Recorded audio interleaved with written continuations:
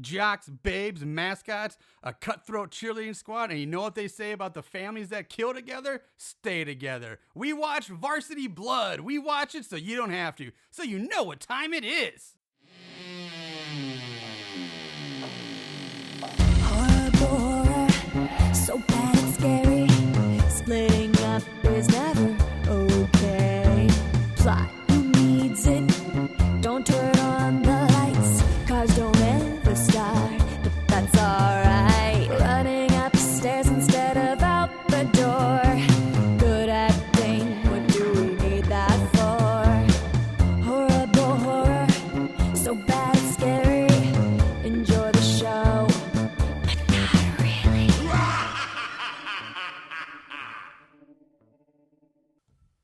What's up, Moongoons? Welcome to the Horrible Horror Podcast, the podcast where we watch the worst of the worst in horror movies. Movies so bad they're scary. I'm your host, Mr. Marshall Hampton. Joining me on a very special episode today is my co-host, my buddy, Mr. Aaron Southworth. Aaron, how are you doing today? Feel a little rough. I ran a 5K yesterday. That part wasn't the hard part. It was all the beer and chili I consumed afterwards. Yeah, we had a bit of a night last night, didn't we? But I'm here. I'm here, man. I'm feeling good. That's great. I'm glad you're here. And he's not the only one here today. Like I said, it's a special episode. Joining us today is an old friend of ours. We've been trying to get him on the show for years, but scheduling hasn't been worked out till finally now it's happened. You've seen him in such things as Tiffany and Chucky, Supergirl, Superman, World War. She was in Death House, which is one of our worst of the worst champions from last year. The Campus, the Haves and the Tyler Perry's Haves and Have-Nots. The upcoming 16 Bits, the brand new Creeping Darkness, and the funny ass Hulu show Future Man, where he plays Bro Blaze. He's actor, model, bodybuilder extraordinaire, Greek god Adonis, our friend, our pal, Mr. St. Louis native himself, Big Kev 50 Cow, Kevin Caliber. Welcome to the show. Finally, it's so awesome. What's to finally up, get you on the boys? show. Yeah, it has been a minute, every time we try to do it when we're in St. Louis, but it doesn't seem to happen. And go figure, it took a pandemic and us recording one from thousands of miles away to make it happen. Yes. Yeah. But the technology of Zoom made it possible. Like I said, otherwise we were just trying to hit you up when you were actually in town. So this has been great. Again, I want to say thank you so much for joining. It's super excited to have you here. We're excited to do this. This week's movie kind of picked it out for you. Kind of thought what you might enjoy, what would relate to you, and you're one of the most athletic jack guys we know. So we figured, why not a movie called Varsity Blood about a fucking football team? Because I'm sure you probably played some high school football back in your days here in St. Louis before you went on to be the amazing Marines and actor model. I actually have a St. Louis question then. What high school did you go to? Ooh, I was a Melville guy. And speaking of varsity football, we were state champs my senior year. So yeah, kind of a big deal there. We won it the exact same year as the Rams did, and we did it on the Rams field, which was super cool. Unfortunately for me, I shattered my leg whenever I was in high school, so I did not get to play, but it was my team. I promise I did play on that team at one time. It was all my boys going at it. And yes, I could have gone Varsity Blood and vowed revenge for, not being able to be on the team, even though I was the, defensive end, I missed out on that state title. I should have went on the murder spree. That was my next question. Eliminated them all. They couldn't have gotten there without you, man. Yeah, that's my question. One, it's good to see Kevin also wearing a St. Louis shirt today. But so you were a D end. So you were that's what you said. You were a D end.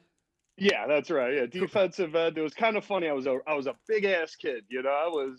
I was a big ass kid, and then as everybody else got bigger, I seemed to stay the same size. So I'm large for Hollywood. I'm 6'1", rolling, just below 200 pounds. But in the defensive end world, that is not very big. Right. So I went from defensive end to linebacker. Eventually, it would have been safety, and eventually it would have been like the special teams or something. But that's okay. I was a big kid, and I took advantage of my size as a kid. That's for sure. But you know what? Even four stringers get a ring. So hey, that's right.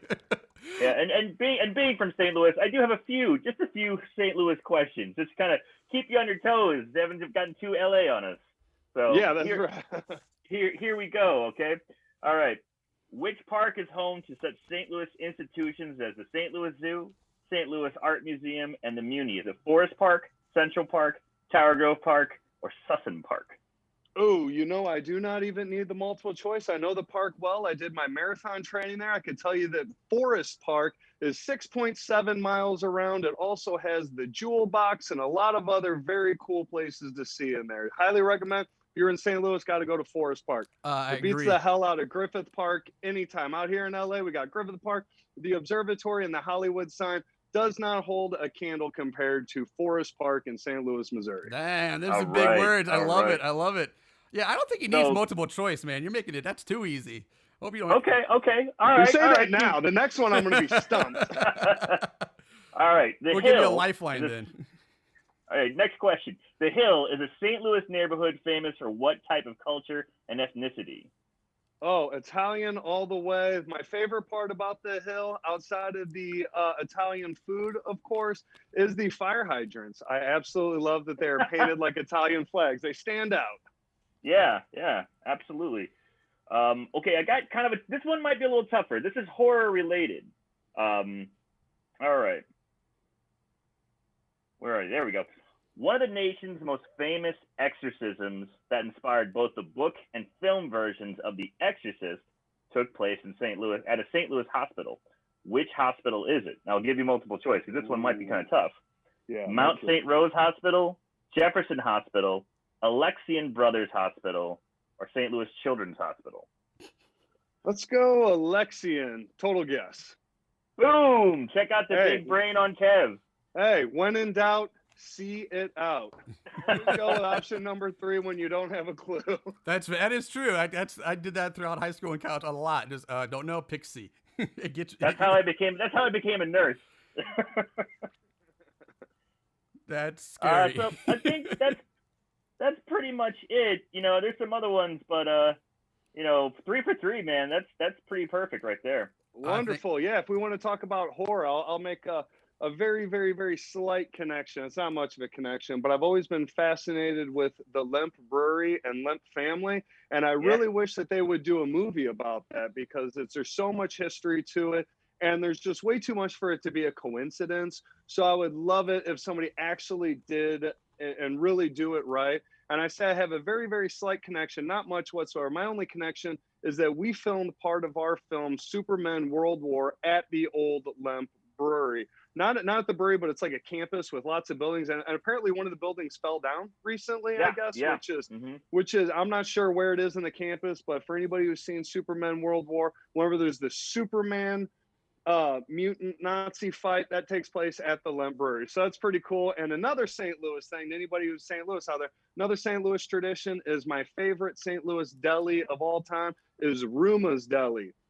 And the gentleman playing the mutant Nazi is actually Brock Ruma, 3rd generation owner of Ruma's Deli in South County, right up the street from my high school, Melville.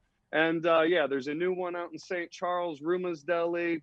Great sandwiches. Anybody around there, seriously, the best sandwich in St. Louis is the Gerber at Ruma's Deli, no doubt. If you haven't had it, you are truly missing it. I guess I'm missing out. I will have to go do that because that makes me want to go try it out right now. Actually. I'm a little more partial to Mom's Deli myself, but I'm going to have to check it out. Okay, yeah, nothing wrong with Mom's. But I love the idea of a movie on the Lemp mansion and the Lemp family and all that because there's so much. You're right. Like, there's so much interesting history and stuff that's going on there and I'm stunned there hasn't been a good movie made about that.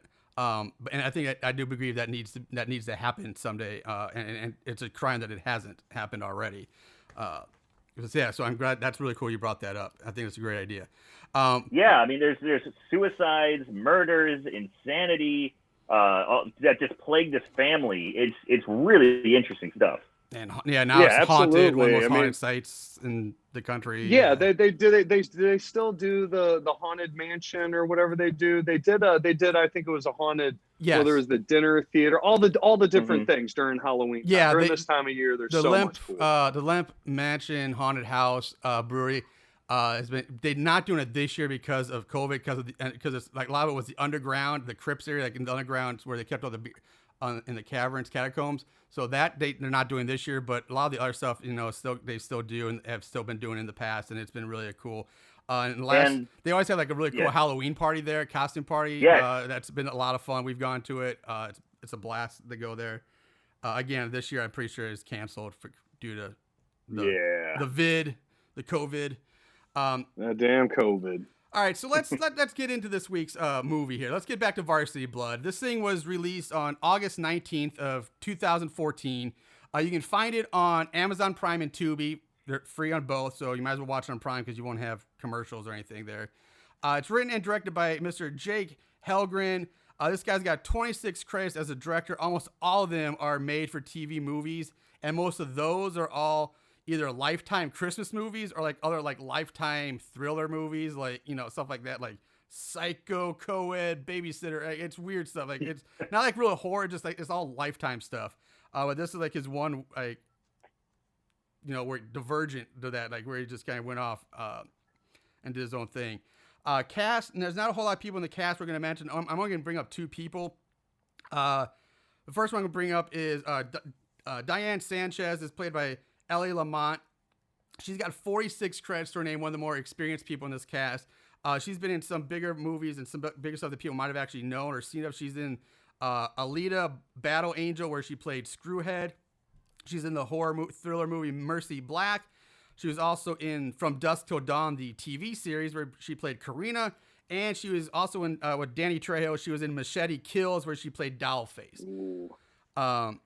And then lastly, the other person I'm going to mention is Nancy Wallace. And the character Nancy Wallace is played by Horrible Horror Hall of Famer Debbie Rochon. Debbie Rochon is back again. She makes another appearance on our show. She's in movies that we've done on the show as Santa Claus, Killer Rack, Death House with Kevin Costner. Of course, Death House. That's right. And a lot more. And here's one I didn't realize because we did this so long ago, so many years ago, that she wasn't a Hall of Famer back then, and I didn't realize she was in it, but because she had a cameo role. But she was in Poultrygeist, where she had a cameo as famous actress hit by beer. That was her character, so it was just a real quick cameo. But she was also in Poultrygeist, which I didn't even realize years ago. So that's really all I'm going to mention. I'll say it now because I might forget. Our lead girl, Hannah, I forget who she's played by, but I was kind of surprised. She does a pretty decent job for like just like her only acting job or career move right now, and like this was it, like one and done, I believe, or maybe she had a small handful of things after this, but she did a pretty decent job, I thought, for not having a whole lot of experience behind her belt. So I just want to give her credit right now before I forget later. So the movie itself, we open with someone making like a scrapbook of newspaper clippings about a cheerleader who was killed. And then we also see him like Xing out, like, you know, like the Crazy Man stuff where he's like Xing out cheerleaders' faces or other cheerleaders in another picture. And that's the opening. And then we go to the local Hog-Eye High School. That's the name of the city or town, Hog-Eye, where the cheerleaders are practicing on the field along with like the mascot who's like dipping around behind them. And there's some football players in the background. After the practice, we see the players fucking with the mascot a bit, kind of teasing them, kind of pushing them around. We meet our main girl, Hannah, who's the cheerleader, along with, we also meet Jeff, who is like, I guess, the team manager or the water boy or something. And we instantly know that he has a crush on her. He's really into her, but I guess he hasn't told her yet, or they're not dating. Yeah. So right, he's an athletic trainer, it says. Trainer? Okay, I missed that part. He's just there. Which I've done before for SLU High before.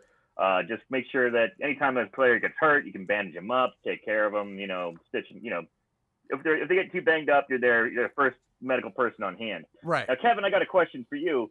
You played football. Was it ever common to have cheerleaders practicing on the same field as football players at the same time? I never remember seeing that once. I think we would have been way too distracted, and it never happened. Yeah, we had a practice field. I don't know where they were. Maybe they were in the gym. I don't know. That's what but we definitely didn't have them right there. Yeah, you see it in the movies all the time, but I'm pretty sure they're never actually practicing the same for the exact reasons. Distractions, just other things like just safety reasons. Yeah, you never see that in real life. I could see how you could be distracted by a bunch of late 20s chicks on the field, playing high school students, but. But they're easy on the eyes. It is such a popular movie trope, though, because it's so easy to just get that one insert shot of the wide of the guy jogging over, pulling off his helmet, and then saying something. You don't even need the dialogue. That shot there says so much. You know, something's bad. Something's gonna happen. So yeah, up comes her, that, as Kevin said, that basically what happens. Up comes her football player, jock boyfriend Blaine, and fellow head cheerleader Tina. And they all start talking about the school's Halloween dance party and then some after party or some other party they're going to do instead. It doesn't really matter right now, but we'll talk about it later when it comes up. Jeff and Hannah have to go stop some other football players from picking on Herman, who is the kid in the mascot costume, because they have him they're hanging him upside down off the bleachers. It's just absolutely ridiculous stuff that I don't think you'd ever actually see in a high school going on, but it's just ridiculous. The mascot though is like an Aztec or Mayan warrior type thing. Very, very Native American, like Central American type I guess Indian warrior get up. Now through the rest of this opening scene, we are pretty much introduced to the rest of our main cast. Real quick, there's Heather, the blonde girl, who kind of becomes like I don't want to say the goody two shoes, but she's the more, she's very pretty. She's a really good looking girl, but she's more more, kind of, not necessarily introverted, but, Aaron, help me out here. I'm telling you, I guess I'll say she's more the naive type. Naive, but yeah, kind of a little bit. I mean, it's easy to label her, that we've quickly learned. It's easy to label her as like the virgin, but it's definitely more of the innocent type. Yeah, thank you. There you go. Then we have Vicky, who's like one of the few non-cheerleader girls there, and is Heather's stepsister. We'll learn later, but let's get that out now.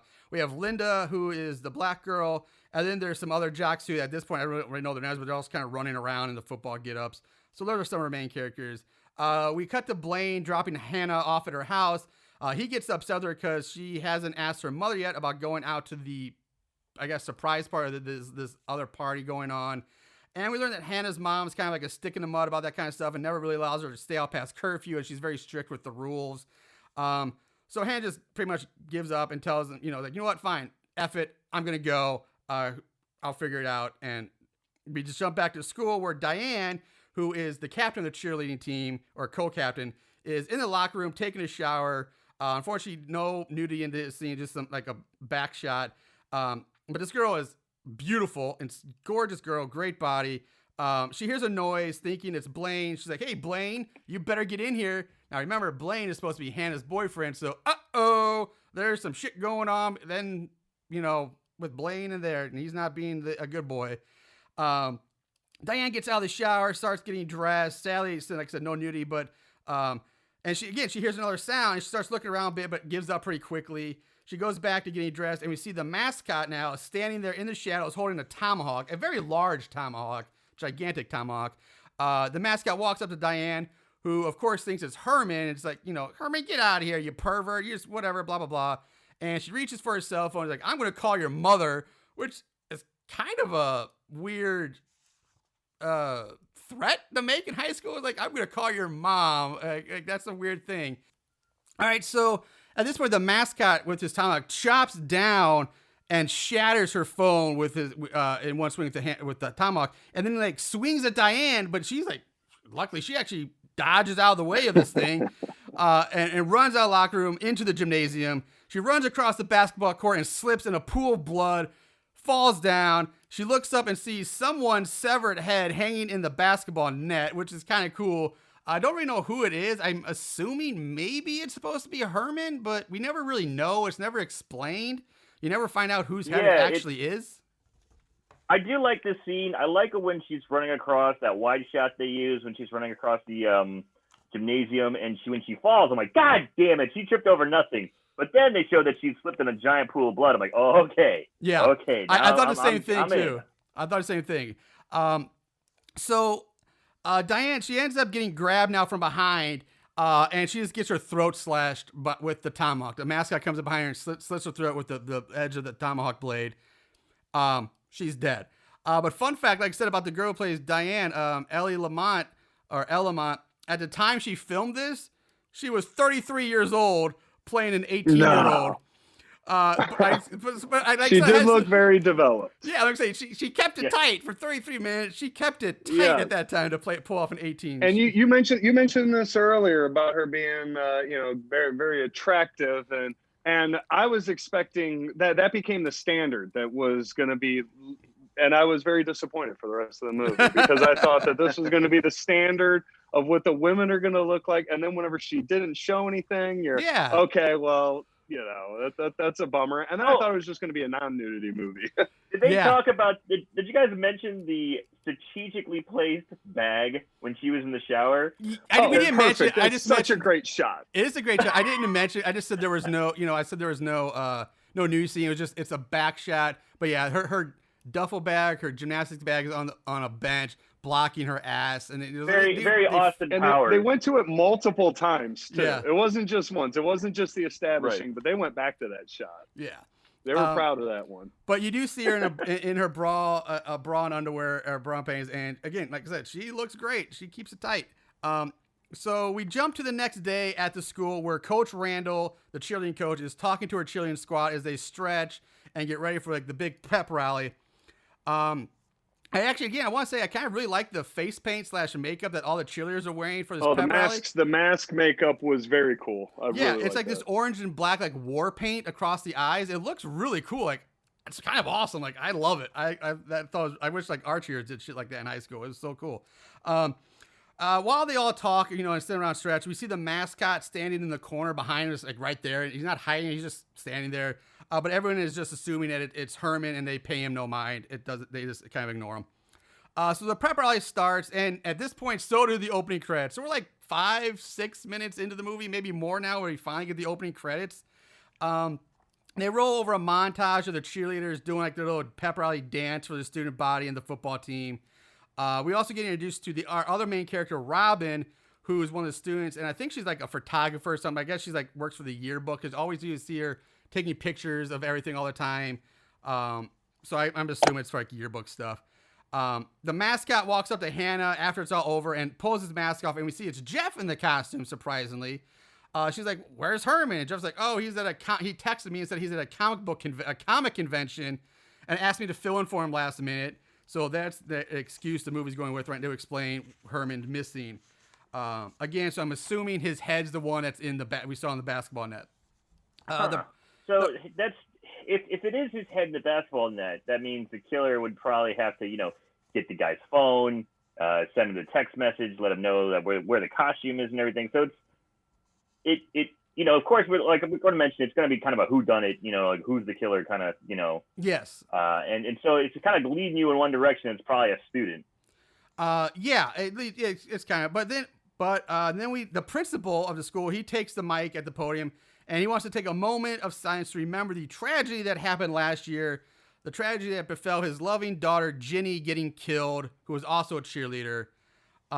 So we kind of, you get a moment like, okay, so the girl who died that we saw in the opening credits or the opening scene where the newspaper clippings was the principal's daughter and was also a cheerleader. So after all this is over, the girls are heading out to the parking lot. Hannah starts to ask questions about who Ginny was because Hannah, I keep saying that, is relatively new to the school. She's been here for a few months, maybe a year, but she came in after Hannah died and after all that. So she doesn't really know much. So Tina, the bitchy one, tells her to forget it, that she was no one, and just tells the girls to be at the field at 6:30 sharp, and then just walks off. So something's up, they're trying to cover up or dodge these questions about Hannah. Real quick. Yeah. Real quick. I got just a question for you guys. Are these people just both the guys and the girls, later on the guys too, is everyone just horrible to each other? I mean, off the charts, horrible to each other. They're so mean. Like you expect the one girl to be a bitch, but then the other girl's a bitch, and then everybody. Yeah, I agree. Like you kind of expect you're going to get like the bitchy cheerleader characters. That's in like every horror movie, every high school movie. The cheerleaders, there's always the bitchy ones, the captains that are just mean to everybody. And we saw that with Diane. Not so much Diane. She didn't really speak much, but definitely Tina by far. But yeah, everyone's kind of bitch. They're all kind of bitch to each other, except for like Hannah, who is kind of relatively nice, and Heather. But everybody else is just real bitchy and mean to each other. Even the guys. Guys kind of like to go fuck you, motherfucker, ha ha ha. But it's like they're just saying some really hurtful, spiteful things to each other. I'm like, man, this must be a small town. There must be no one else to hang out with. Because I mean, come on. Want to hang out with this. If you live in a small town named Hall Guy, I think you probably have some. Hall Guy. So anyway, all the main group, they all go off and do various things. They leave, and it leaves Hannah and Robin again. Hannah again asks Robin who Ginny was, and it cuts to Robin, Hannah, and Robin's boyfriend, at this point name unknown to me, sitting. Bubba. Yeah, I find out to be much later it's Bubba, but at this point, like, I don't know. Bubba or Bo. Yeah. It's Bubba. Yeah, Bubba. And they're sitting on a park bench by a lake or something like that. Really picturesque scene. And Robin starts telling Hannah the story about Ginny, how she was killed last year before Hannah moved here. Ginny, who was friends with everyone, everybody loved her. She was also a cheerleader who was killed in an alcohol-related accident. That's all they say. And then we learned that Hannah's dad was also killed some time ago in a drunk driving accident. So that's where they're kind of tiptoeing around this. So they didn't want to upset Hannah's feelings because they're both alcohol-related deaths. So Robin and Bubba continue on the story, saying that Ginny's boyfriend, Ben Youngblood, took her death really hard. Ben's father, Rick now just happens to be dating Hannah's mom as well. It gets real kind of alluded here. It gets confusing. But Ben had a younger brother named Mark as well. Ben then snapped and ended up going to like what they call rehab, which is weird because I don't know why you go to rehab for like mental problems. That's more like drugs and alcohol, not just like you went psycho. You don't go to rehab for that. But anyway, they say he goes to rehab for abusing prescription drugs that used to belong to his mother, who had committed suicide. There's so much to unpack I know, here. It's so much exposition just dumped on you right now. Even though 7 minutes in that conversation, I got lost so many times, and I'm just there watching with my girl. I'm like, wait, who's this? Wait, and how? What? Huh? Again? Yeah. Yeah, I agree. I'm not the one. It's insane how much exposition just dumped on you. And now, then they say Ben is now at some mental institution where he just sits in a white room painting pictures of Ginny all day, every day. Hannah looks over, sees something moving in the trees, and this pretty much puts an end to the conversation. They just get up, they leave, scene over. We cut to Linda now lying on Heather's bed, reading a magazine as Heather tries on her new bra and panty set that she bought to impress Peter, who is one of the jock guys that she's had a crush on for like years now. Linda basically says that Peter tells Heather that Peter is more into her stepsister Vicky than her. And we hear that Heather's the virgin girl at this point. And Linda says that sex with Heather would be equivalent of shooting a bunny, and the fact that it would be nothing but guilt-ridden sex and I'm like, that is fucking harsh to say that somebody's supposed to be your friend. That's like, hard. God damn. That's fucking harsh. That's what I'm talking about. These people are just nice. So, and if I'm being honest, she is way, way, way hotter than the stepsister as well. So. Oh yeah, 100%. 100%. Heather's gorgeous. Would you rather have the beautiful virgin, or would you rather have the rundown stepsister? The snarky stepsister. Yeah, I preach to the choir on that one, man. I'm on your boat there. We're gonna skip ahead a bit to Hannah's house, where we see her mother, like I said, played by horrible horror Hall of Famer Debbie Rochon, downing some pills. Heather is in her room, or not Heather, Hannah is in her room getting ready when her mom says like, hey, come down here, I want to talk to you. Debbie tells Hannah that she doesn't want her to go out after the big game tonight, that she wants her to come straight home. There's a dinner scene. They sit around to eat dinner. They talk back and forth about Hannah wanting to go out while mom's like, no, I don't want you to go out. It's a back and forth thing. But Hannah's actually very respectful to her mom. She doesn't yell at her mom or anything like that. It's very, very respectable conversation. She mentions that she wants you to come home because there's a big storm coming. Yeah, she does say a big storm. Yeah, and also it's decorated awesomely. I don't know about you guys, but I thought the Halloween motifs that Debbie Rochon put out, choice. Yeah, I forgot to make this. I did forget to mention at the top of the show. Like, yeah, we are in our Halloween October month of movies now, and this movie does actually supposed to take place on Halloween as well. They just don't do they mention it here or there, but it's not that much focused on. But it is a Halloween movie technically. So at one point, Debbie does tell Hannah that she could have cheered. This is a weird conversation. She goes into like, I could have cheered for the Dallas Cowboys, but instead I married your father, who is no longer here. How dare he go off and die on me, basically. And then Debbie says that basically that doesn't want Hannah to throw her life away like she did over a boy, which is, again, pretty fucking harsh if you think about it, because like, I threw my life away. I'm miserable when I married your father, who Hannah loves, and then having you as a kid, like that's just saying like you fucked my life over. You and your dad ruined my life. I could have been a Dallas Cowboy cheerleader. Like that's a horrible thing to say to your daughter. Oh. Terrible. But the conversation goes on for a bit, but ends when Hannah finally leaves for the big game, and then Debbie's saying, "Come straight home." It's like you better come home and right. It's for your own good, and she really emphasizes it's for your own good for her to come straight home. So I looked up because she really lays it on thick that she could have been a Cowboy cheerleader. I looked it up. I was like, how much do cheerleaders actually make? They make next to nothing. No, Nothing. Yeah, Nothing. It's not even a part-time job. It's like a third job. It's something you do on like the side because you love it and want to make a few extra bucks. And the funny thing is about Dallas Cowboys, I forget what it was on, like the country music TV or fuckers Lifetime or I forget what channel it was, but years ago. Be the cheerleader. Yeah, there was a reality show about people actually trying out to be a Dallas Cowboy cheerleader. Like they made a whole reality show on this, like Making the Squad or something like that was the name of it. I don't know, but it was ridiculous. It was insane. I kind of admitted the world that I actually watched that show then, didn't I? Yeah, you did. Fuck. It was out of curiosity. Yeah. So we cut back to the big game. It's the big Pike Rod. So Friday night big game. The game's over. There's a short football montage. Very, very short. Oh, I gotta give them credit for all those stolen shots that the filmmakers made. You could tell that it's just a guy with a camera inside of his jacket because they're all bad angles. It's like a different grain of film. They're just like he's zoomed out. Like that nobody there is not a permit. Nobody knows that it's actually being filmed. Like they stole it, and hats off to the indie filmmakers for that. Good move. I'm proud of you. You did it. That's awesome. I would have picked up on that. I mean, yeah, the angle. I do. Now you say that angles are kind of like low to the ground, kind of like hiding or something. But yeah, you're probably right. That's a great call. I did. But I thought it was nice to actually see a legit football scene in an actual independent horror movie, because we've watched a lot of indie horror movies where the football scenes are like, just completely like one of them, they didn't even have their same uniforms. Everyone's wearing different uniforms and different stuff. God, I can't remember what movie, but like every uniform was different. The helmets were different. Not a single one of them matched. It was hilarious. Yeah, or the ones where you see these vast. I love the vast wide shots where you see big crowd scenes that they're clearly like stock footage. And then it shows two people having a conversation. There's like three people on, and they're just up against a wall. And you're like, you're in a stadium. There's no wall.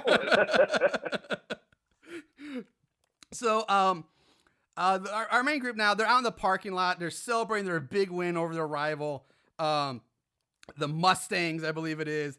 At this point, Debbie, Rick, and Rick's son, Mark, show up to bring Hannah home. Hannah asks, hey, I just want to go out for a burger with my friends. I just want to go out for a burger. Blaine will drive me home. After some back and forth, Debbie says, okay, fine. You have 30 minutes to go eat and get home. 30 minutes. Like, that's not time to do anything, but sure. So rude. So they take it. And as soon as Debbie and Rick leave, we learn that Hannah basically plans on ignoring her mom's like, fuck it, I'm going out with the others to Tina's party at some old local farm out on the outskirts of town somewhere. So Rick, really quick. Rick has a beard here. Yes. At this moment. I don't know if you guys noticed that or not, but Rick has a beard. No.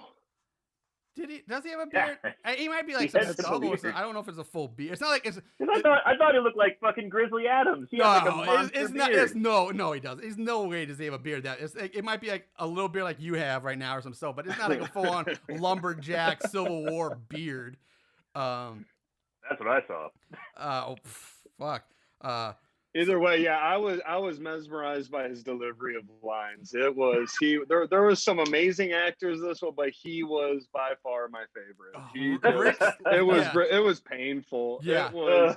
I mean, this part in the beginning was one thing, but obviously way later on, we'll get to that. But it was was something else. I have a clip of Rick for later in the episode. But Rick's delivery of his lines are so bad, and the Southern Texas accents are so thick in this movie and overdone. I don't know if they're just overdone or that actual accents are just so thick and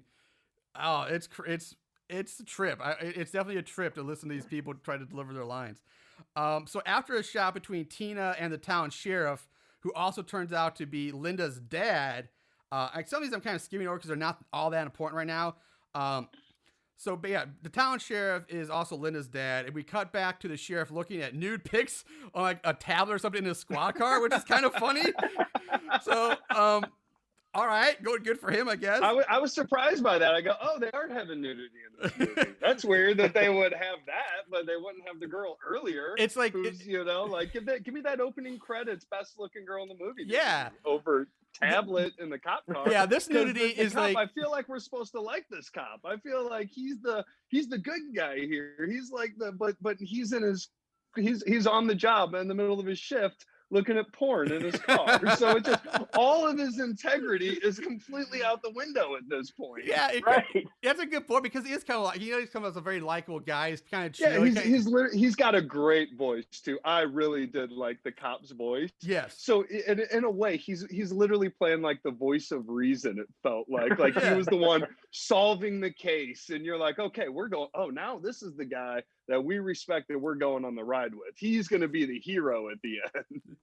But I looked again. The nudity in this is like, again, if you squint, you might be able to see it because it's on a small screen. But it's not even like real porn. It's like the type of porn and nudity you get like back in like the old early days of the internet, or like it's just like a static picture. It's not animated. It's just a like 1996 dial-up internet where the picture loads up. He's like old school. He's old school. Yeah, Marshall. like line by line. That's right. It's hilarious. So he gets a radio call from his dispatcher.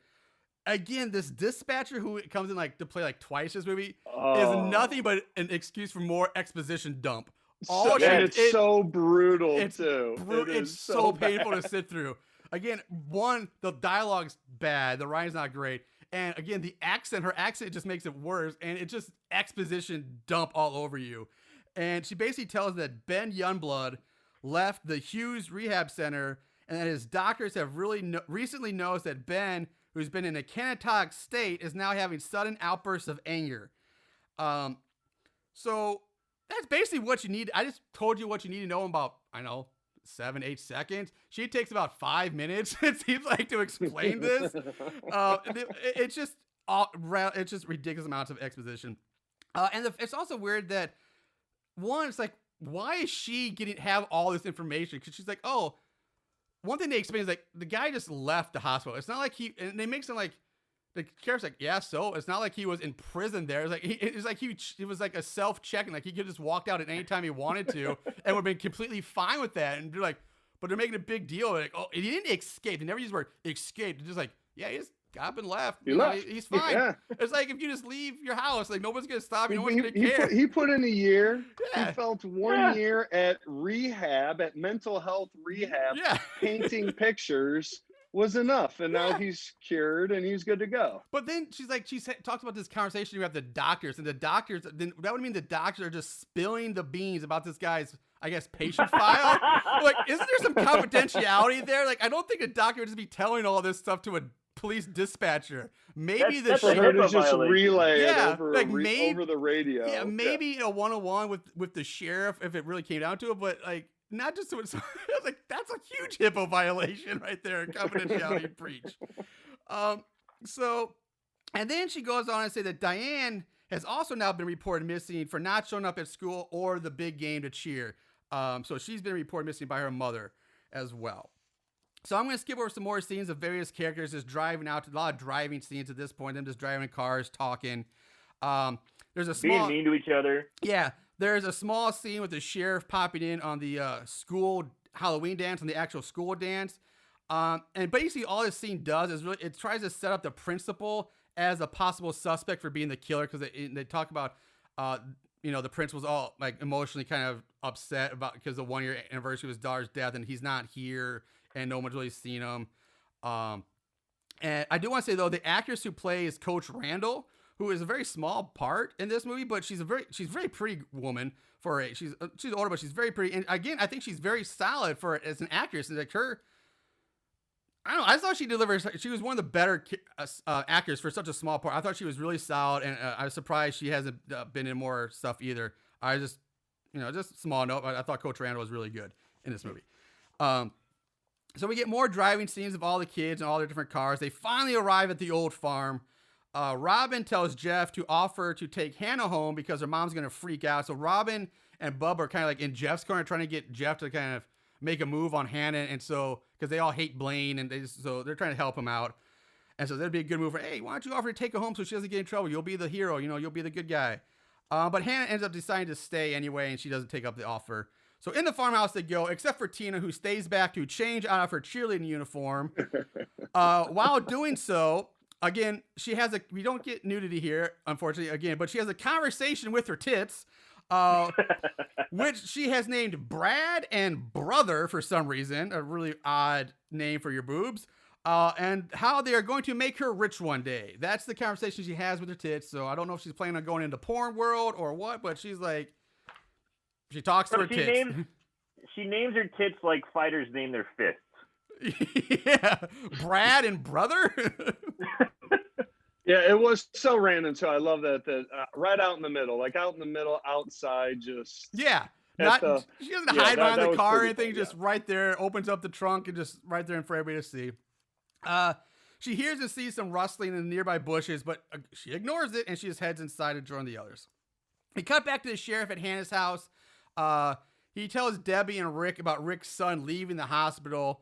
Rick gets all worked up and pissed off about this and tells the sheriff that, hey, he's my kid. I'll go find him.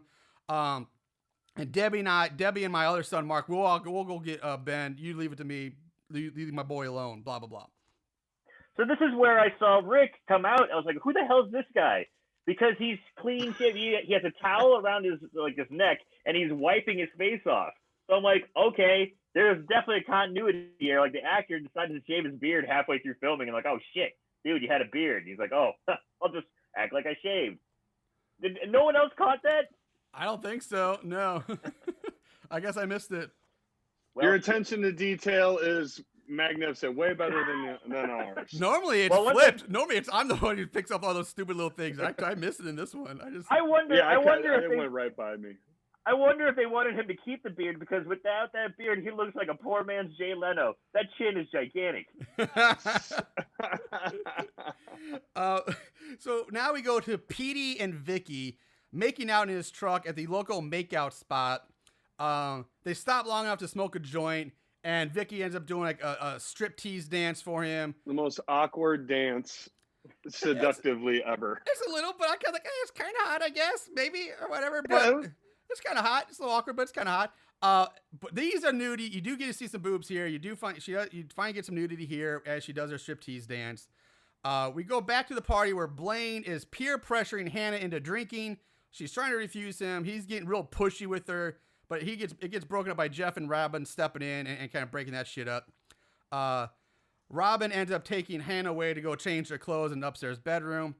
At this point, Robin tells Hannah how blind she is about Jeff. Jeff loves her so much, and you're just blind to it. How do you not know this? And that Blaine is horrible. He's just looking for some poon. He's get dump Blaine and go out with Jeff. Is basically what the conversation they have. We cut back to Vicky and Petey, who are now fucking in the back of his truck, out on the Texas sky, underneath the Texas sky, I should say. And somewhere in the shadows nearby, we see the mascot with a bow and arrow taking aim. Vicky's riding piece, so she's on top. He releases the arrow, which shoots straight into Vicky's back, comes out underneath her tits, and she splits out some mouth blood all over Petey's face and neck. And Petey pushes her dead body off of him, leaps out of the truck bed, and takes off running butt-ass naked through a field at night. Why would he do that? Just get back in the truck, man. Yes! That's exactly what I thought. Like, this is not the first time we saw this in another movie recently. Like, the car's right there. Get in the car and drive off is a better chance of running naked through a field. But we see, instead of the mascot, which would make more sense for him to pull out another arrow and just shoot him, because Petey's gained some ground, but the mascot pulls out his fucking tomahawk and throws this thing like a fucking savage, man, just end over end, and hits Petey square in the back from like, I don't know, 50 yards, killing him. 40 or 50 yards, no doubt. Wait, that's a hell of a fucking throw. Maybe the killer's the quarterback. Maybe Pete fucked up the game when they won the game, but maybe he dropped a catch or something. I don't know. So Petey, it was a really bad way of doing the shot, because they show him he's far away. Yeah, real far away. we go back to the party. The group's sitting around a campfire now outside, telling ghost stories, drinking, roasting marshmallows. Inside, Tina and her boy toy Mike, they're going at it. Outside, Blaine gets all pissed off that with Hannah that she won't put out, and because he's trying to hit her, he's like, no, I don't. She's refusing him, so he ends up storming off because she won't put out. At this point, Hannah decides, okay, now it's time to go home. I've had enough of Blaine, and asks Jeff to drive her back. So I'm like, all right, Jeff's gonna get his shot. Inside, Blaine goes inside, does a line of blow as Tina and Mike enter. So now there's like cocaine at this party too that he's just snorting up his nose. Blaine tries calling Diana so he can bang her again. Tina and Mike give him shit for this because for the Hannah experiment backfired on him. He's like, oh, poor Blaine, the little Hannah experiment's not working. She won't put out. So now you got to go back to Diane. And it goes on for a bit.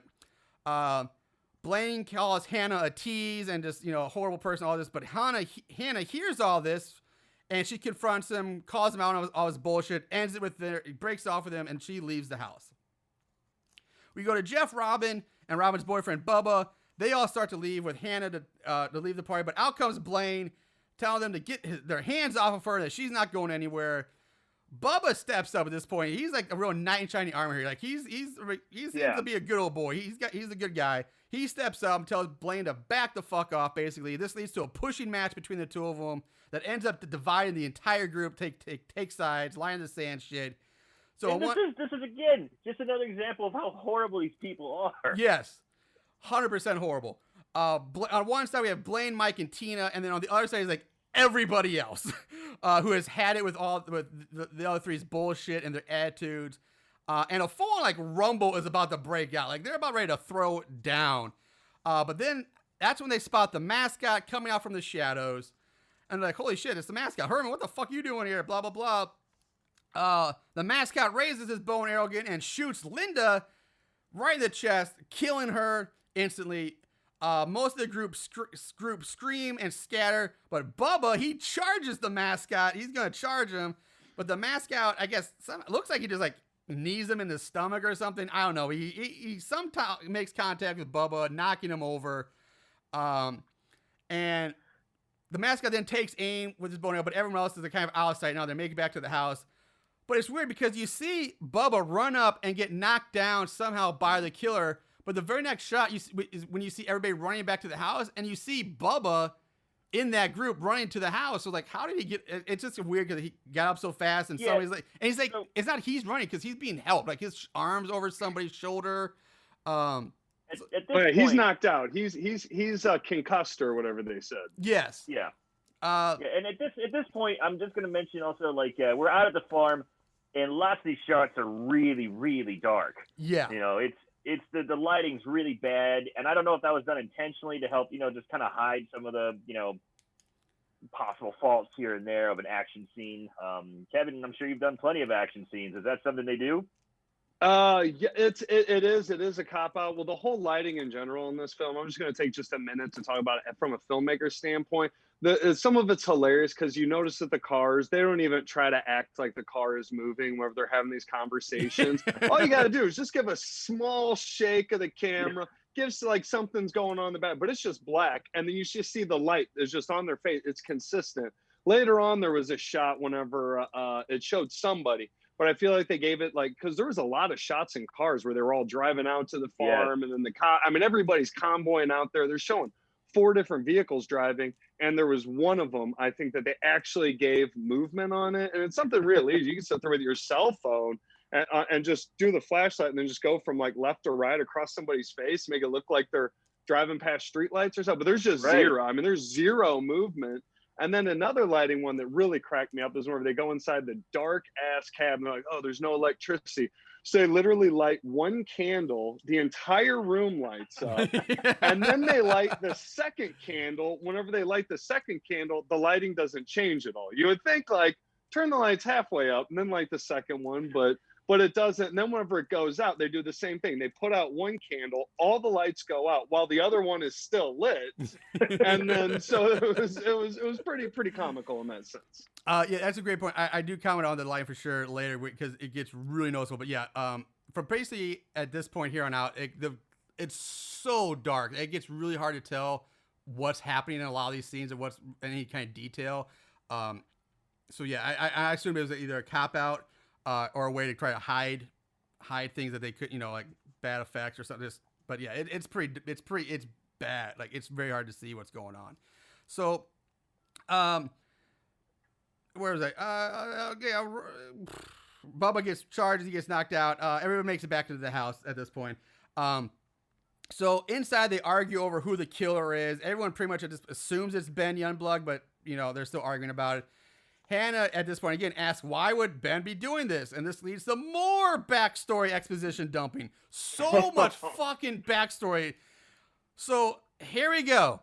Here's more shit that they try to explain.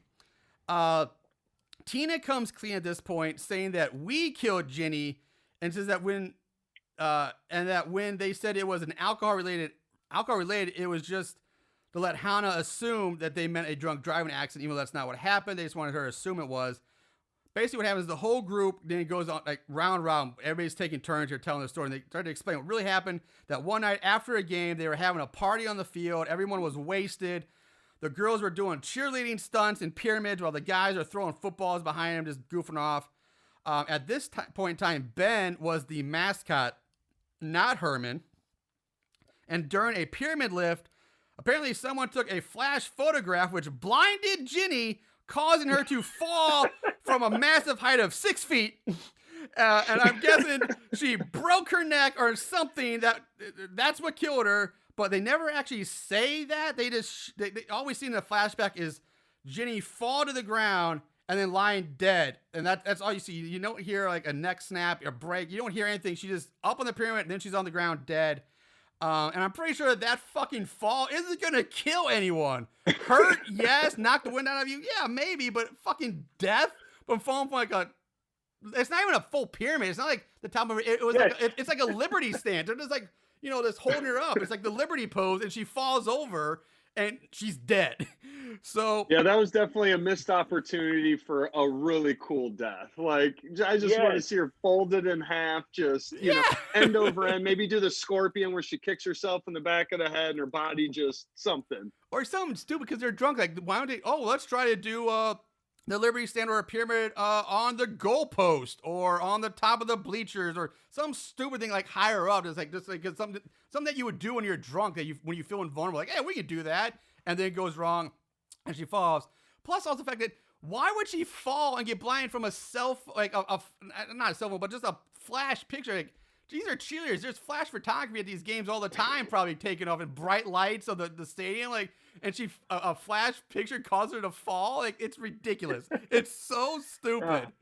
And during the scene when they're telling them, telling the story, this exhibition, though, like you said, they're going all around the room. Everyone's putting in their fucking 2 cents. And there's a fucking killer outside, waiting to come inside and kill them, and they're so calm, and they've got to break down this story. I'm just sitting there pulling my hair out. I'm like, you gotta be kidding me. Now I agree. It's like, now is not the time for storytelling. Like, you can tell this shit later. Let's get the fuck out of here. Then we can tell you the story later. But they're sitting around, calm as cucumber, cool as cucumber, just sitting there, no worries in the world at this point, just storytelling. Yeah, when there's a killer outside who, speaking of the killer, they actually look out the window and they see the killer going from like car to car, like cutting all their wires, like underneath, like ripping wires out from underneath their hoods or something like that of the cars. Mike says to Blaine, come on, man, the two of us can easily take this guy out. Let's go get him. But Blaine, who's tough guy exterior, because through the whole movie, Blaine's like Mr. Tough Guy, like, fuck you, I'm badass, I'm the best guy, I'm number one running back, I'm the shit. His tough guy exterior has now been shattered to pieces. He's refusing to go out there. He wants to just stay inside until people come looking for him. He's like in tears almost. Tina reminds him that he just wants to hang out and do coke. Yeah, pretty much. So Tina reminds him, hey, dumbass, no one knows we're out here. We came out here. Nobody knows we're here. No one's coming. So arguing and shouting break out till Jeff mentions that the killer skipped over Bubba's car. And this is where I finally realized his name was Bubba this far into the movie. Robin mentions that the keys are probably on one of the tires because they told him to put the keys on the tire, told Jeff to put the keys on the tire before, I don't know, it was the whole thing, but whatever. Jeff says that maybe someone can run around the house, creating a diversion long enough for the rest of us to get to the truck, get the keys to the truck, and go for help. Mike says that no one's fast enough to do this, but Jeff says that it should be easy for the fastest running back in the district, referring to Blaine, who again is like in near tears, like, fuck that, I ain't going out there. So Jeff, Mr. Good guy Jeff's like, fuck it, I'll do it. And then I'll head around to the old cabin across the lake. I'll lead him out there. And Hannah's like, no, I'm not going. I'll go with you. I'm not letting you go out there. No. And it's a back and forth. But basically, she refuses to let him go alone, to risk his life alone. So the two of them agree to go out and be a diversion to distract the killer, to give the others a chance to escape. So Tina and Mike says, fine, we'll go for the truck and get help at the nearby pub or bar that's down the road somewhere. Heather says that she and Robin will stay behind to watch over Bubba since there's a distinct lack of balls in here, referring to Blaine, who's crying and pussying out, which I thought was a pretty good line for Heather, the good girl, to man up and call out Blaine on his bullshit. Blaine, although calling her a self-righteous cunt, so that C words dropped in this movie, which again is harsh. Like, that's okay, all right, self-righteous cunt. But at this point, Mike has even had enough of Blaine and threatens to kick his ass. And these two, remember, were just buddy on the side when they were about to rumble outside. They were on team together. They're on Team Coke. Yeah, they're on Team Coke. Team Coke. So Jeff and Hannah, they run out of the house, baiting the killer to follow them, which he appears to do. As soon as the killer goes after them, Mike and Tina run out to the truck, but pretty much instantly, as soon as they get like 3 steps out the door, Tina says to Mike, hey, let's just get Heather and Blaine and get the fuck out of here. Like, let's have leave a the rest full conversation Yes. out here in the open. Yes, she stops to have a conversation about fucking everybody else and basically leaving them to die so they can get out of here. Mike refuses to leave Bubba behind, and this leads again to an argument where they start arguing. Tina is like shouting now, they're trying to keep secret and be low profile. She's like shouting, like, no, let's get the fuck out of here. And of course, the killer comes right back to him, hearing this. The mascot swings at Mike, but Tina warns him just in time to allow Mike to dodge out of the way. Mike takes off running and taunting the killer to follow him, but he doesn't get too far before tripping over an old log. And at this point, Mike is on the ground, like begging for, like, no, please. But the pleas fall on deaf ears, and the mascot just buries his tomahawk right in Mike's forehead, killing him right then and there. Mike's dead. This is a very classic thing that happens, but it always drives me nuts when it happens to an athlete or someone who's big and strong. I mean, this guy's a well-built guy, a football player. He trips, and then he worms around on the ground for a good 10, 15 seconds before he gets killed. And it just infuriates me, I mean, especially coming from like a jock. You think that guy could just pop back up and keep going. They do enough burpees. Yeah, get your ass up there. Pop up. So it's a good point, though. It's a good point. We cut back to Jeff and Hannah running. They stop for a moment, wondering if the killer is still following them. They end up making to this lake where they find like a small rowboat or a raft or something. I can't remember. It's so goddamn dark. I thought it was a boat. It's like a deck. It's one of those detachable decks. Yeah, like a floating platform. But it's on like a line, but I don't see an oar. I just see a rope. So they're like, yeah, we're gonna cross the lake. Yeah, are they pulling hand over hand? On this deck. Yeah, like that's what I assumed it was. Like, that's the oddest thing. Like, it's probably faster to run around the lake than to pull yourself hand over hand. And for the killer who's just taken, the tomahawk from 50 yards away, and he's got this bow and arrow. They're just a floating target slowly drifting away. There's not even a tree to hide behind in the middle of the lake. Yeah, that's a good point. There is nothing there to save them at all. So,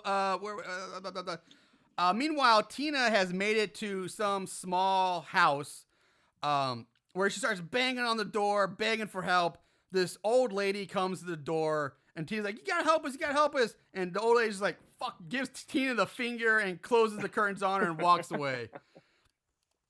Tina looks back and sees the mascot stalking after her, so she runs off again and makes it to like the bar, which was mentioned earlier, which she finds completely fucking empty, which is fucking bullshit. Because seriously, 11 o'clock on a Friday night on a small town in Texas, after a mega football game, you're telling me a bar is going to be empty? Fuck no, that place is going to be packed with good old boys celebrating their high school team's big victory. Are you kidding me? This is probably the most unbelievable thing in the whole movie. This empty bar. And it's not like they just... Go on. I totally agree. That's so much bullshit. I mean, the place is decorated, lights are on, but no one's there. It doesn't make any sense. However, I have to give credit to the score. The music here is really good.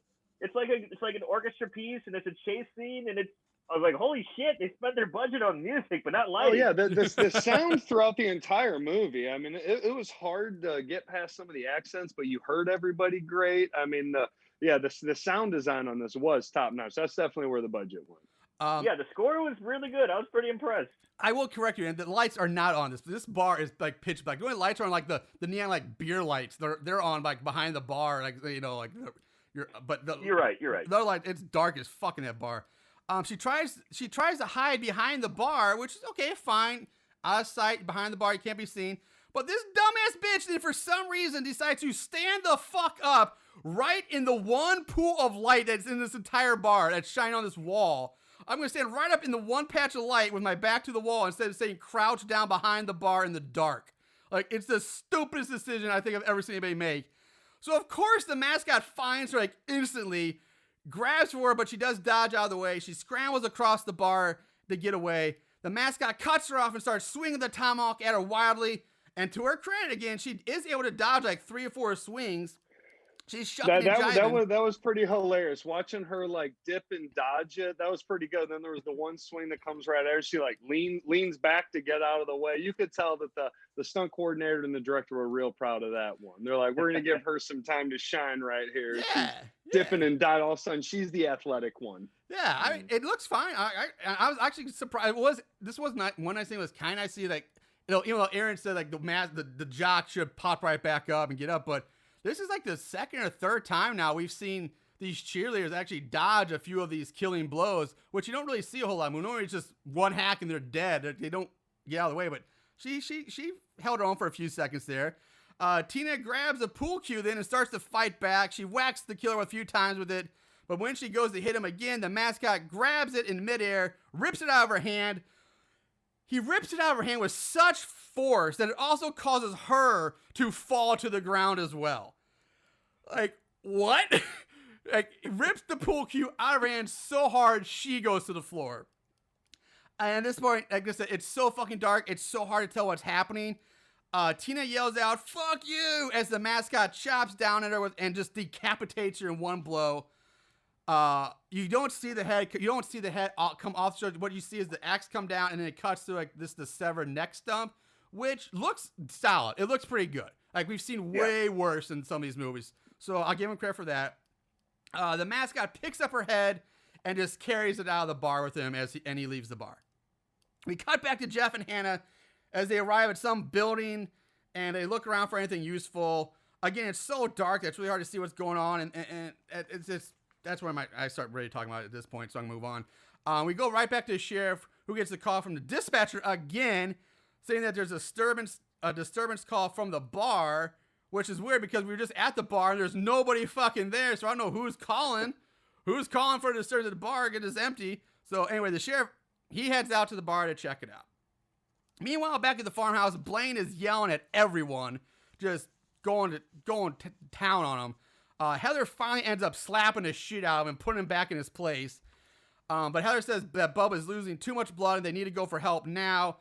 She offers to take his truck and go get said help. Blaine says, "I hope you can drive stick." And Heather's like, "Shit, I can't." And Blaine says, "Well, I'm not risking my life to save yours, so I'm not going out there." And Robin chimes in and says, "Fuck it, I can drive stick, I'll go." So we go back to Jeff and Hannah. They find a shotgun in whatever building this. I don't know where the fuck they are. I don't know where they are there, but they find a shotgun in this house, building, whatever. But it has no shells in it. There's no ammo for it. But Jeff's like, "Hey, well, the killer doesn't have a gun. Maybe we just having it will scare him off. Maybe it will intimidate him. Like, oh shit, he won't know we don't have ammo." So, which isn't the worst plan, I guess, that you can come up with. Because I mean, it's all you got. You might, if you can be convinced, sure, why not? Robin leaves. We go back to Robin, who leaves the farmhouse, starts looking around in the grass for the keys. The mascot shows up, Heather sees him and yells from the window, like, Robin, look out! And Robin finds the keys just in time as the mascot like starts to swing down at her. She runs away. She makes it to Bubba's truck, gets inside, and she tries to start it up, but the mascot pops right up next to her, smashes out the driver's side window, reaches in to grab her. She scrambles out the passenger side door and makes a break for it. However, the killer is in the truck now, and he starts it up and chases her down with the truck, and basically ends up crushing her by ramming her into a tree, crushing her between a tree and the truck. Robin dies. She's dead. Did you guys like the big pile of guts that came out afterwards? Oh, it was great. Yeah, that was nice. I liked how she even squared up on the tree. Like she could have, like she had all that time. Like they definitely could have sped that up a little bit. Like she squared up, like she could have gone anyway, and she just took it. She just right flat in the middle of the tree. Yeah, like also like it's a tree. You see the truck coming right. You kind of know what's coming. Like why don't you just run around to the other side of the tree, like and get behind the tree? Like I don't know. Like why just stand there and let the truck hit you? Like I don't know. I had a problem with that one too. Anyway, inside, here's what Kevin was talking about. Heather blows out the candlelight or the lantern or something like that. Just blows out and putting up the whole room in darkness.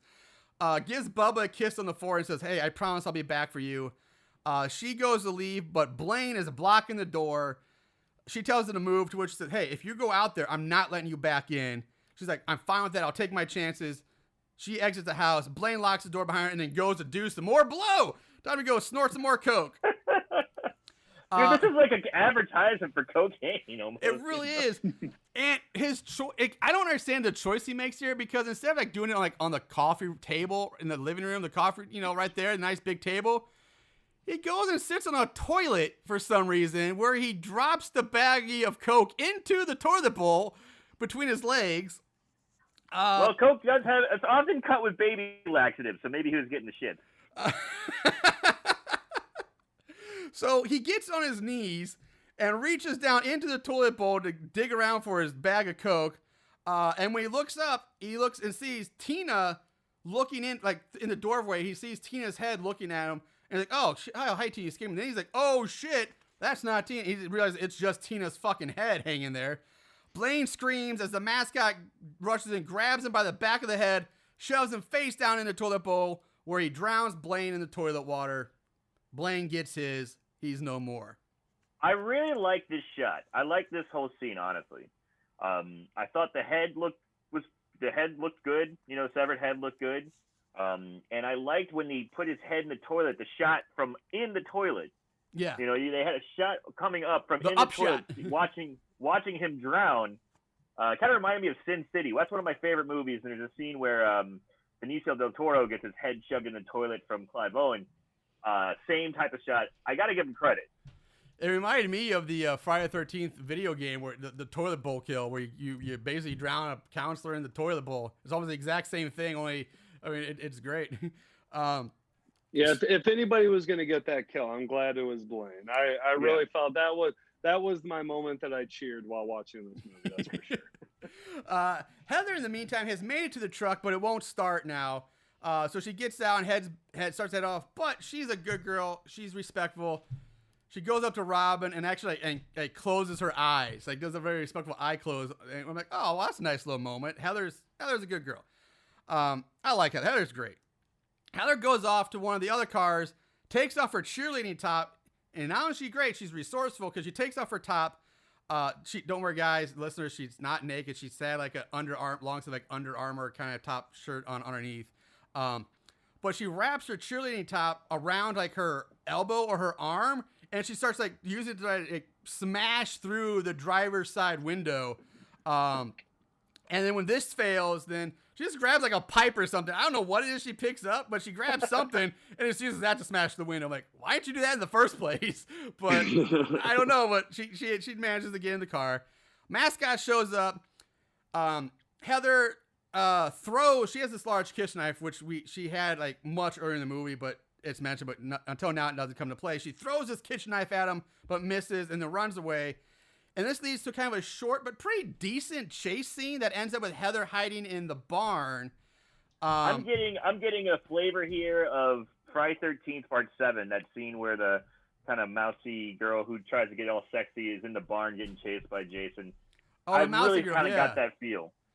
Well, it kind of ends in a familiar way too, because of course the mascot shows up now, and he's wielding a pitchfork. He finds her. Heather's trapped in like a horse stall, like a stall or something like that, between the wall and him.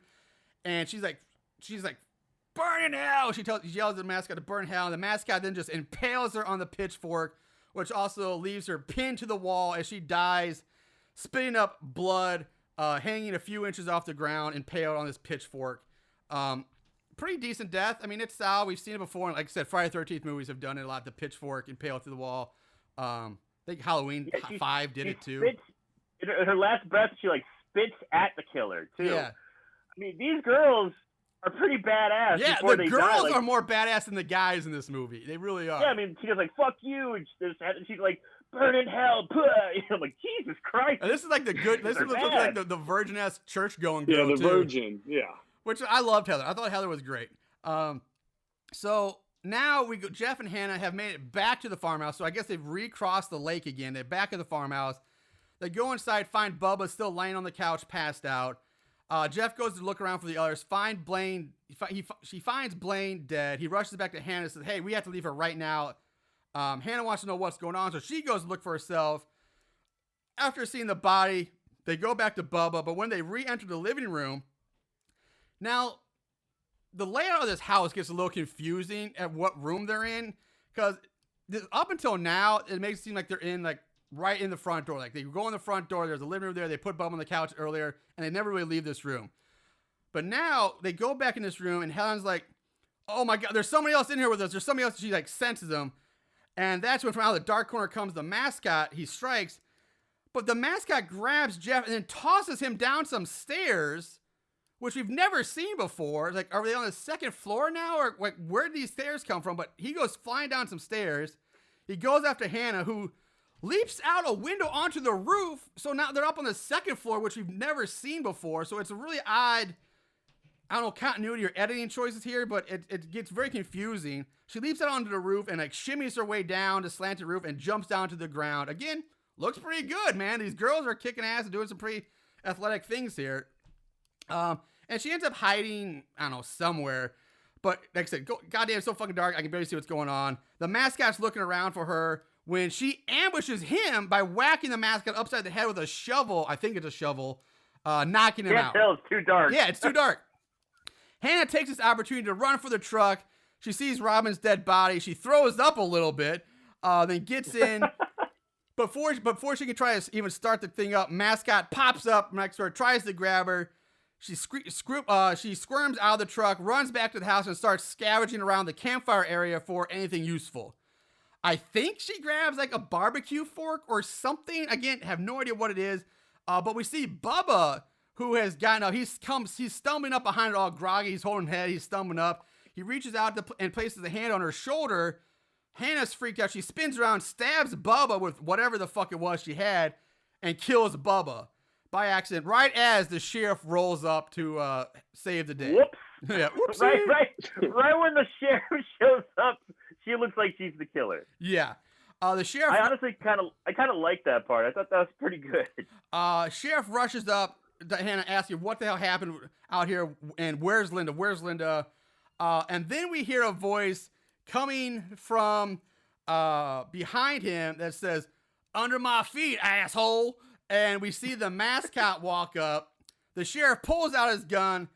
And now for some fucking retarded ass reason, instead of just shooting the killer where he stands, the sheriff decides he needs to get closer to him. So the sheriff kind of starts jogging. He rushes the mascot, who's also approaching the sheriff. So the sheriff, I guess, can shoot him more point blank, which makes zero sense. But the mascot just swats the sheriff's arm aside. And as the sheriff pulls the trigger, so the bullet goes flying off. And then the mascot just kills the sheriff by like easily just stabbing him in the neck or the chest or something, because I can't tell, because again, it's so goddamn dark, but the sheriff's dead.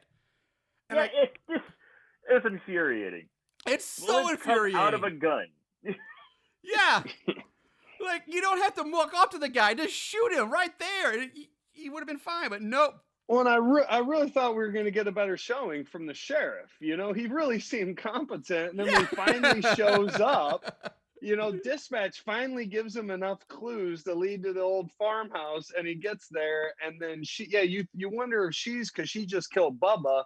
You wonder what his reaction's going to be, if it's like, all right, get on the ground, you're under arrest, or is it like there's none of that? He's just like, it's okay, it's fine, and then he just gets taken out immediately. Yeah. Like, why even have the sheriff there? Exactly. Like, Great story point. arc Yeah, is his death is meaningless. There's no point. I wanted him to see his dead daughter and then freak out and then start screaming at everybody. That would make more Give sense. This guy something. I like it. That would make so much more sense if he actually looked over and saw Linda dead, and that's what he loses his judgment, his composure, and that's why he charges the killer. But he doesn't. He's just there. He's like, oh, there's a killer. Let me charge him instead of shooting him with my gun. Like, yeah, that's a great point. Like, the sheriff should have had something. He should have seen Linda dead to give him some kind of reaction. Otherwise, there's no point to him even being here. It has no bearing on the plot or character arcs or anything. It made me think almost of The Shining. When the kid's like telepathically communicating with the African American guy, the black guy who comes across the country, and then decides he's looking for him. And the whole movie, you see him making this journey to go catch up with the kid so he could save him. But right when he gets there, Jack Nicholson buries an axe in his chest. It's like, done. Just immediately. Yeah, so much for your story arc. I'm glad he was there to deliver, or not even deliver, to be given all that exposition about the former mascot. So I'm glad that I guess that was his purpose.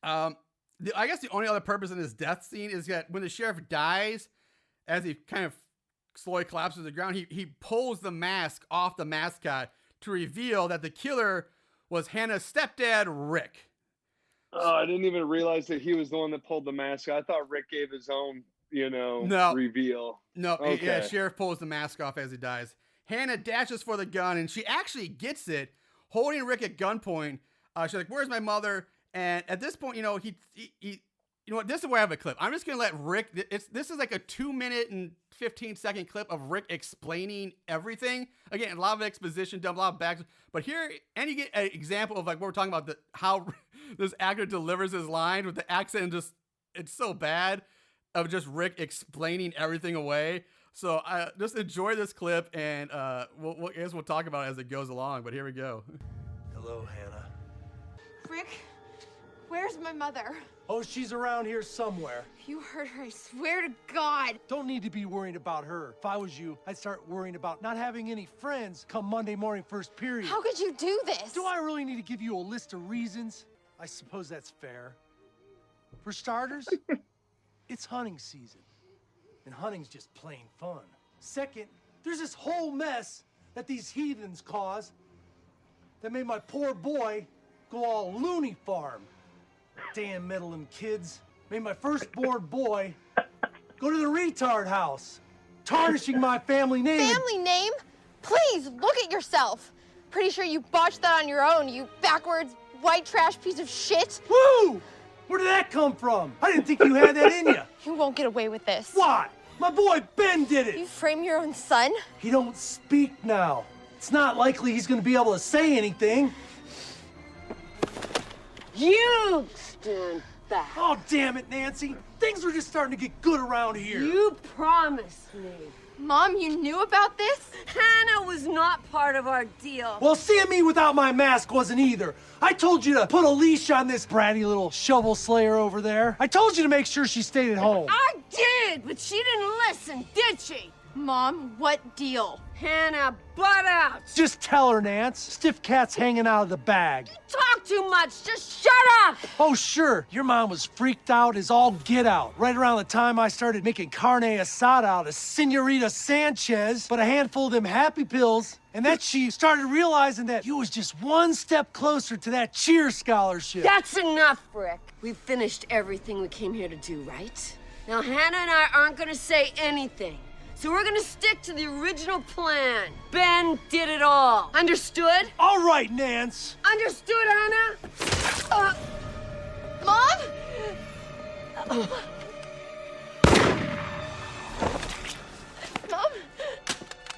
Mom? All right. I made a mistake. All right, so there you have it. That's the clip. Good Lord. My God, My God. So that's a lot to unpack there. So I do love how he does a full-on fucking Scooby-Doo villain. yes, he even says you meddling kids. He actually says you meddling kids. I fucking love it. But okay, so Warren, Debbie Rochon is crushing it in that scene. She is acting her ass off in that, I think. But so let's unpack that. So Ben, like, oh my God, I don't even know where to begin with this shit. Debbie was in on it, or not Debbie Rochon, but Nancy, the mother, was in on it with them. Their plan to kill the cheerleading squad and football players that were responsible for Ben going insane because of Jenny's death. And then they were going to play, and he was going to blame it on his own son because his son's catatonic and can't speak or defend himself. What? So how did all while trying to get a cheerleading scholarship. Yes. So Hannah will get a cheerleading scholarship. So was Ben leaving the hospital? Was that all just coincidence, or was that wishful thinking? Yeah, I guess it was wishful thinking. Or just a happy coincidence. I guess because I mean, how long ago he didn't go and like let him out? No. One thing if he went and got him and he was framing him, but he left on his own. Yeah, he just left on his own. So I mean, again, how long was it taking to plan this shit out though? Like to do all this and just to have it so like they have to know the kids were at this party and to know what was going and for Ben to be out to escape. Like were they just sitting on this plan like wait like okay if Ben ever actually leaves we gotta go. You know, be ready to get our murder kit and go on a whim's notice. Like, how does this even work? How do you even plan this shit out? And then so crazy. And the dialogue, the way he delivers this stuff, making carne asada out of Senorita Sanchez. That's a tongue twister. Yeah, and I imagine that probably took him a couple tries. Well, I wonder what actually. There's a point he almost loses it. There's a point he's like, you know.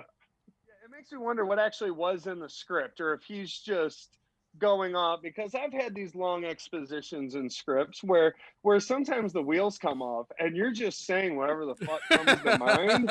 And I'm just wondering if he was word perfect on that, if he's treating it like an Aaron Sorkin where he's saying exactly every single word and piece of punctuation, or if he's just winging it, because I have a hard time believing that the writer wrote in meddling kids, or if that's just what came out. That's the best.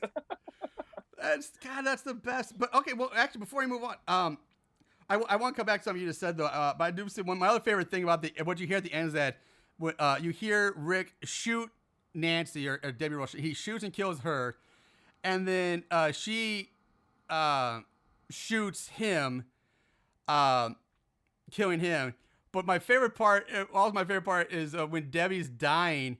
She just says, "I made a mistake." Like. You think like that's a bit of an understatement. A mistake is when murdering a dozen teenagers or being part of it. A mistake is when I don't know you butt dial someone or you put the wrong you put the cheddar cheese on the pizza instead of the mozzarella by accident or something like that. I mean, that's a mistake. That's pretty fucked up. But I actually had a question for you, Kevin, here because you were talking about how you're people going off script or whatever. Like, what's your experience like in these? I guess everyone's different, but when at the indie level, what's been your experience when it comes to how strict people are with sticking to the script? Or like how lenient are they with letting them? Honestly, go? Everybody's so different. I went three gigs in a row where the first one I worked with my dude Blinky. We did the Eradicator. Not sure if you saw it. It was kind of our horror version of a Superman. It was kind of Superman meets the Terminator.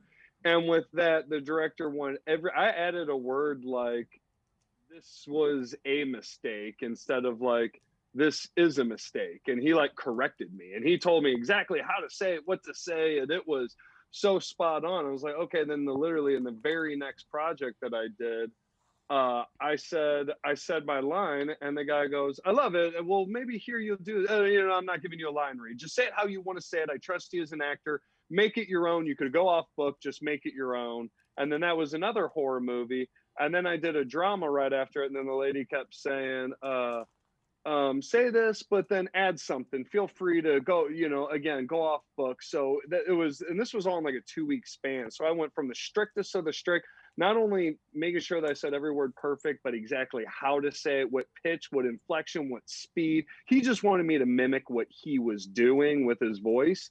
And then I go to the next one and they're just, yeah, do you as an actor, just do you, have fun. We'll chop it up. We'll use what we want to use. It's, so everything few and far between, everything kind of goes, you never know it. Everything is by the filmmaker's basis. You would so. think, as an actor though, I mean, do you like it better when it's super strict? You're like, okay, I just know I need to say these lines, this how, or is there extra pressure when you're trying to ad lib and, come up with an interesting line to kind of give it some more flair? Yeah, it definitely goes both ways. I've been in the situation where they do want you to, and you could kind of have a little bit of fun with it. But yeah, there's definitely a pressure there because now they're like, oh, and then just make it up. I'm like, oh, what do you want? I don't even know what you want me to do here. Where the one film that I was talking about, where she's like, oh, make something up. I'm literally using a Spanish accent. We're supposed to be like 18th century Madrid, and the gentleman that I'm talking with is only speaking Spanish, and I literally have no idea what he's saying. So I'm just repeating the 4 lines in the script in a bad Spanish accent because I don't do a Spanish accent. So I'm just like, oh, I don't know. This seems bad. And he's like yelling at me in Spanish, and I'm just there. I'm like, oh, I don't know. This seems bad. I was like, I literally don't know how to improvise with this. This is another language. That's the problem. Like, I see the benefits of both being able to loosely be able to have fun and improvise, but it's a tight rope because like there's very few people where not everybody is a very gifted ad-libber or improviser. So when people try to do it, it can go wrong real fast. Oh, real quick. So everybody has a tendency. A lot of people will say something like, before they say anything. If the line is, we have to go pick up the pizza. It's like, we got to go pick up the pizza because, we got people coming over, and people are going to be hungry. And it's like, stop saying, before every single line.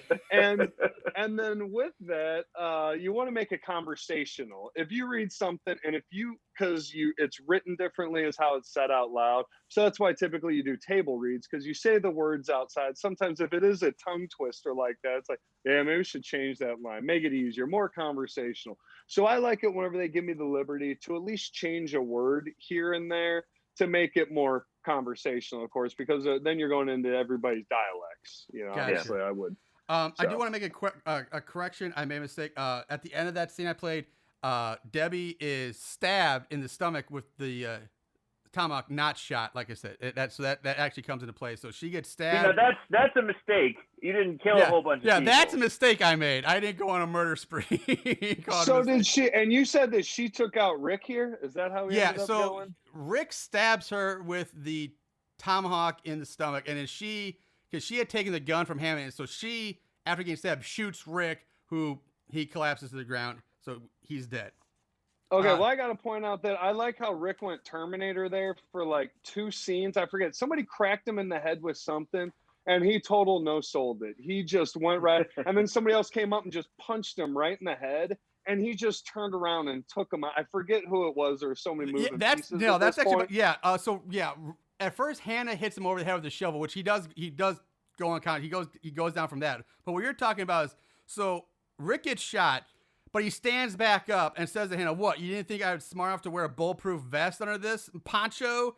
So Hannah runs off as Rick yells at her to run home while he stays here and builds a big old bonfire starting with her mother. So he's getting real dark real fast here. He's like, fuck you.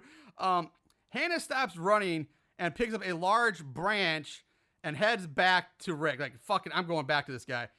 She finds Rick dragging a body, comes up behind him, bashes him over the head with the branch. And as you said, in my notes, I literally says, it has no real effect on him because he just turns and grabs her after being decked in the back there with a giant log. And then at this point, Jeff, who we thought was dead from getting tossed down a flight of stairs, he pops up out of nowhere, punches Rick in the face, which again has like very little effect on him other than he does nothing, zero. Yeah, he does release Hannah from his grip though. That's the real. Other than that, there's no effect. Rick just tackles Jeff to the ground and starts choking him out. Hannah runs off, pulls the tomahawk out of her mother's dead body, says, "Behind you, asshole," and then brings the tomahawk down on the top of his skull, killing him. And again, the effect looks pretty damn good too, because like you see the tomahawk go into his head, the blood comes down, and then as he falls back, and like his skull like slips off the blade of the tomahawk, like that gash in his skull. It looks pretty good for this movie. Like I was actually again impressed with the makeup effects on this. That it looked pretty solid. Hannah helps Jeff up. They hug. Now we cut to the farm, which is now filled with other cops and ambulances. Hannah asks one of the detectives if they have found Ben yet. The cop says, "No, I don't think so." And then he just leaves. So I'm like, that's the most incompetent cop. Like, you don't think you found the mental patient? Like, that's either a yes or no question. And if you don't know, you call this person, say, "Hey, have we found him yet?" You get an answer. It's like, "I don't think so." And he just walks away from her and leaves her there. Hannah says, like, "He's still out there then." Dun, dun, dun. And the camera like, pans up from her into the night sky. We fade to black and we roll the credits. What does that mean? What? He was but it's like the guy who's not the killer is still out there. Oh no, the non-killer is still out there. The guy who hasn't harmed anyone. The guy who checked himself out of a hospital, basically. Who basically just went on a nature walk. He does paintings of his dead girlfriend. He's more like fucking emo than anything else. I don't think he's going to be killed a whole bunch. Yeah, it's like, oh no, he's still out there. So that's the movie. That's Varsity Blood. So with that, let's go into this week's favorite kills. Don't act like you didn't love it. Favorite kill. All right, so Kevin, you're our guest this week, man. So we'll start with you. What was your favorite kill of the movie?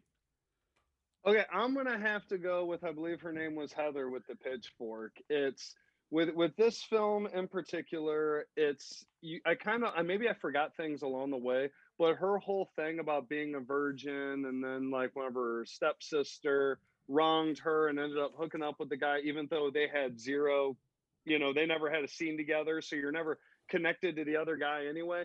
But I forgot that she was not the lead. I forgot that Hannah was the new girl that was the lead. I thought that they were going the virgin route. So that one kind of took me on, kind of threw me, because like you said, they kind of built in some of these things to let these girls have athletic movements. And they gave her a thing where she like jumped a fence, ran over, and like one hopped right through a window. Like it was a cool action scene. Yeah, that chase was and then like you scene. say, I really thought that this was going to be, and then just as fast as I thought, next thing you know, she's pitchfork. And I was like, oh, I thought she was the hero.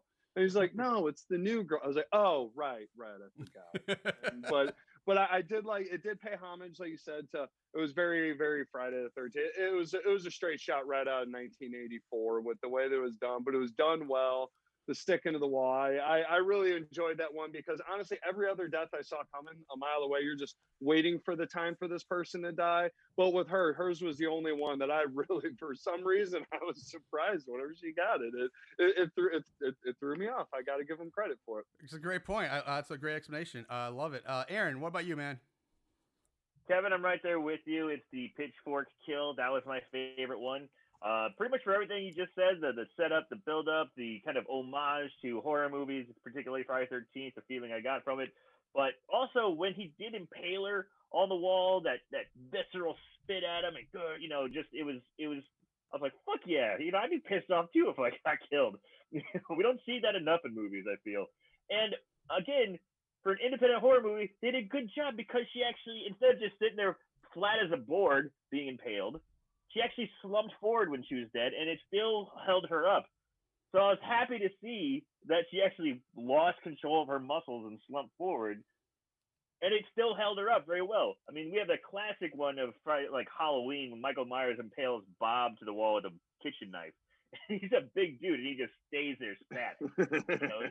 He would go limp, and it just doesn't happen. So she actually went limp. I enjoyed that. I like that kill the best. All right, for me, well, everybody Blaine finally getting his was much deserved. I was kind of disappointed. Like I guess it's funny that a shithead guy gets killed in the shitter, but I was kind of hoping that his death would be a little more painful and drawn out.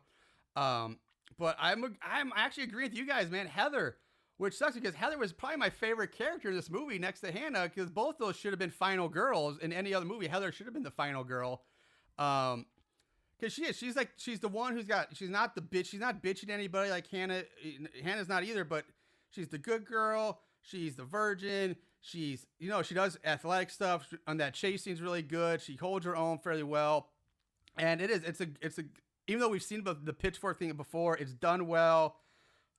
I like that. I love that Heather finally had a little bit of fight in there, like burn in hell, which again is a perfect thing to say for like the church going girl. And instead of like a fuck you or something like that, it's like burn in hell. That's again, very appropriate for a character.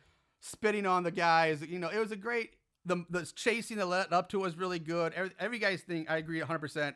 I wanted to see Heather live though. I wish she would have lived. I would have liked to seen Heather and Hannah live instead of Jeff. I think Jeff should like sacrifice himself for the others to live or something like that. But yeah, I guess I'll go with Heather too. She was that was great.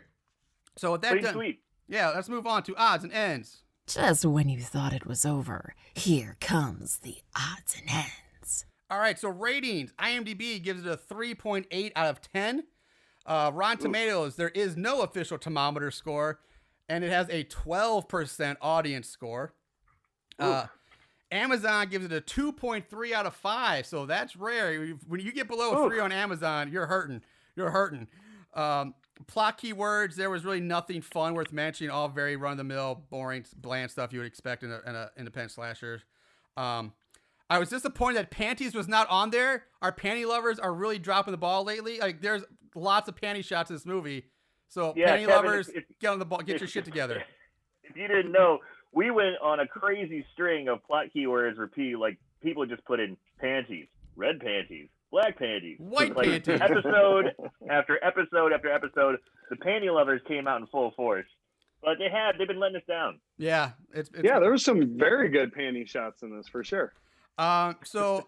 Trivia. There's only one bit of trivia I found for this movie. So it's kind of interesting. So Varsity Blood was filmed in the same high school where Varsity Blues was filmed, which also happens to be the same alma mater of writer-director Jake Helgren. And the fictitious town of Hawkeye, where the film takes place, is actually the name of an old town that once existed where the town of Elgin, Texas now stands. So...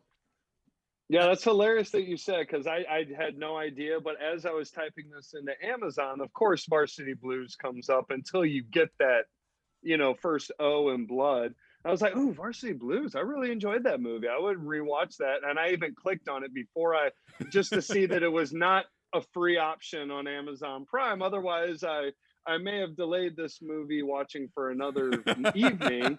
And I get easily distracted. And again, I am a football fan, so I was ready to root on them West Canaan Coyotes, and I was all there. But nonetheless, to see that it actually was the same school, that's just perfect.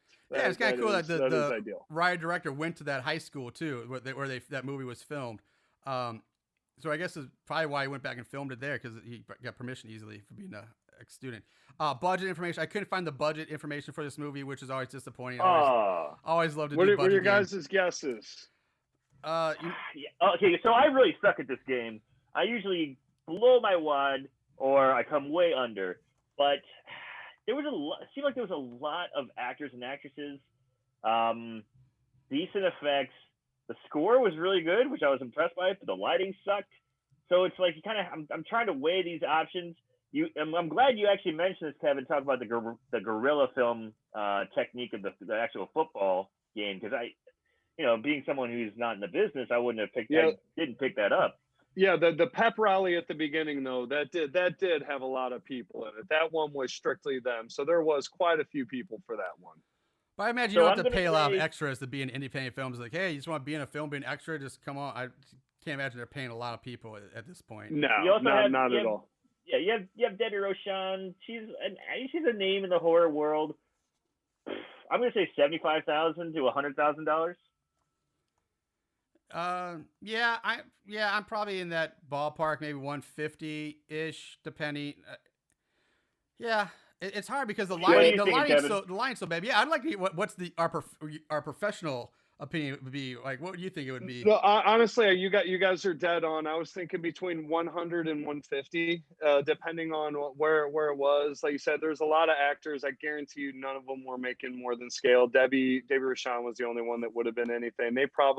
They might even have shot her out in one day. Would be my guess. I'm guessing that they did her stuff in the morning, at the one, and then just picked it up and completely worked around her schedule. And I'm guessing, it was only really like 3 locations that you would have seen outside of a couple pickups.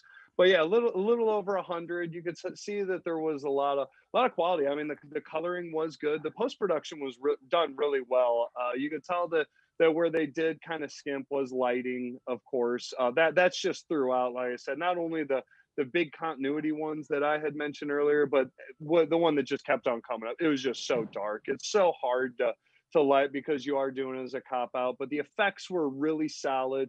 You could tell that whatever they were shooting it on, it looked really good. It looked like a first run movie.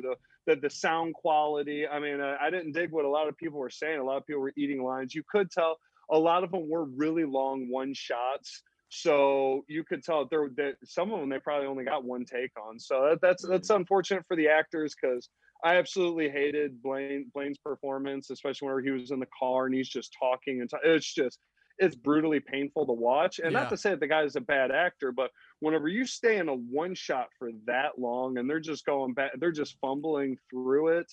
If they would have probably had a bigger budget and given them time to break up those scenes, because all of them just live in those one shots, and that's just cheapness ringing through. But like I said, the sound was really good, and for the most part, coloring and all that, the post-production, that's where all the money went. Not a whole lot of money went into the locations, but the effects, at least they put their money into good spots that they probably could have used a rewrite on the script. I probably would have tightened up a couple of the actors a little bit. You probably didn't need so many people, which is funny because as they're driving out there, like, party of the year.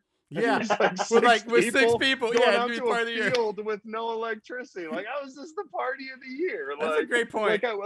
Like we're from Missouri. We had basement parties with a keg that had 100 people there that were a million times better than what they had. And that was just a random Saturday night. Yeah, so, that's the parties I had in my house when I was in college. Like I've had parties better than exactly, like beer in the basement and just way more people. That's a great point. I like what you said though about I can't agree with you on a lot of that with the I think it did look pretty good. I think it would have looked better if it wasn't for the lighting problems, but otherwise the color was fine. The film quality didn't look grainy or old or anything. So I agree with everything you said. I just wish it could have been. It probably could have looked, if it wasn't for the lighting, it probably would have been a lot better visually to look at as well. The effects were good. I'll talk about this later when we get to it. So with that said, let's move on to our 5-star reviews for this week. At the end of this day, one shall stand, one shall fall.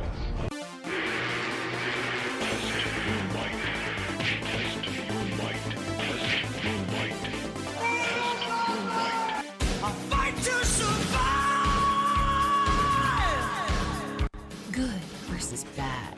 Right versus wrong. Light versus dark. In the end, when the dust settles, who will be left standing after Mortal Kombat combat? All right, so 5-star reviews. There are only 19 total reviews on Amazon right now. Oh, that's for all of them. 10% of those are 5-star, with 36% being 1-star reviews. So the 2 5-star reviews from Joseph V writes, perfect throwback to 80s horror. I love this movie. 5 stars. Jason Willard writes, I've been a fan of horror movies practically my entire life, and in particular those of a slasher variety. I absolutely loved Bloody Homecoming and was excited to take a look at the Southmore effort. I have no idea how in the world this got some low reviews. Look, this movie delivers on the basic formula. This is a type of film. A nice, fun throwback in the days when these were being churned out in the 80s. The movie devotes time to character development and has plenty of nods to classic slasher lore, in particular Friday the 13th. The atmosphere is cool, the music is well suited, the killer is masked, and when the kills begin to happen, this has a good body count. The particular effects are done well. Some of the dialogue made me chuckle, and again, I found this kind of effort to be rewarding. It's a low-budget indie gem that is full of heart. Just sit back and enjoy the ride because, in my humble opinion, it checked all the boxes. Kudos, Mr. Helgren. Hope to see more of these types of films in the future. 5 stars. Now, because there's only 2 5 stars, there's not much to go on and way more 1. I did check out the 4 stars and wrote down one of those. From B. Wasden writes, Varsity Blood has gotten plenty of lesser than kind reviews. And after having watched it, I don't understand why. Sure, it's not one of the best slasher movies ever made, and it's not even the best slasher to be released this year. That honor would probably go to Jersey Shore Massacre, horrible horror fans, which we've done this show. However, it is better than a lot of slasher movies I have seen. It is a pretty good killer, and pretty decent body count, some TNA and gore. What it doesn't have is a sense of humor. It's played mostly serious, which doesn't exactly help. And the last half of the film takes place outdoors at night, so it's pretty dark. Still, this is better than average slasher, and fans of slasher should definitely watch it. 4 stars. All right, so those are good reviews. Some of the better ones. On the flip side of that coin, we have our 1-star reviews. And like I said, there are way more of these than 5 stars on Amazon. Some of these, I wrote down 5. I edited them down because some of them were very long, so I cut them down a lot. The first one from Joe Smart, which was like 5 long paragraphs, which I cut down to 1, basically like 3 lines. This is such lazy garbage. The people who made it should really be embarrassed. Even bad 80s slasher films have more ambition than this. Something like Don't Answer the Phone or Hell Night look like masterpieces next to Varsity Blood. 1 star. From Afus, I don't even know how to pronounce that one. I'm not sure if this was supposed to be a serious horror movie or a spoof horror movie. It's honestly like the casting director called all the ages and asked for their absolute worst actors they had. There were times when it was so bad I had to rewind it just to watch it again and make sure I wasn't imagining it. 1 star.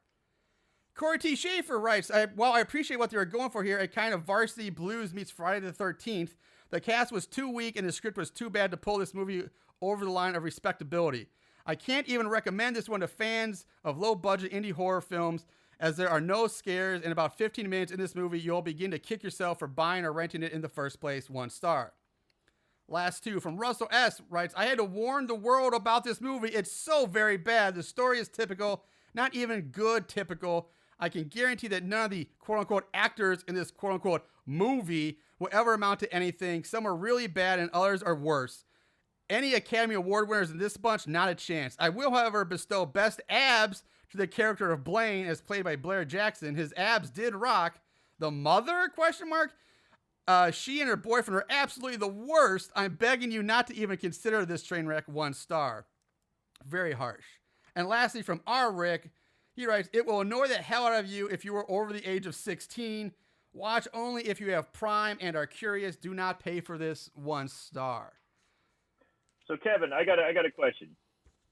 When as an actor, as a performer, you're putting yourself out there to the public, and you're going to have people giving good reviews, bad reviews. How much stock do you put in it or how angry will it make you if there's a bad review and people are like, oh, this guy sucked, or those actors are Bush League, or this production was such garbage, and you just are just like, whatever, it's part of the job, or do you like, I want to get that motherfucker? Oh yeah, we're well as actors, we're creators, and I'm gonna be honest with you, we're sensitive. We're sensitive to all that.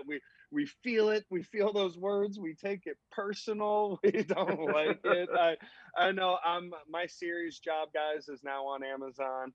And we were not fishing for reviews, but it's part of the algorithm that the more reviews you get, the more that they'll put it on people's recommended viewing. So we're fishing for more and more reviews. So, of course, the numbers are great out of the gate. You could always tell these reviews of who's friends with the filmmakers, if all this. Mm-hmm. Same thing with Amazon and IMDb reviews both. You could just tell whenever they're like, yeah, it was great. There's nothing wrong with it. And then you could tell the ones that are that kind of go the other way. But the problem is that you have people that are trolls, and they will see something like I know that my Amazon show Job Guys, I know it's not a 5 out of 5. It's not a 10 on IMDb. I'm aware that we're not making A material. We're making C+, B-.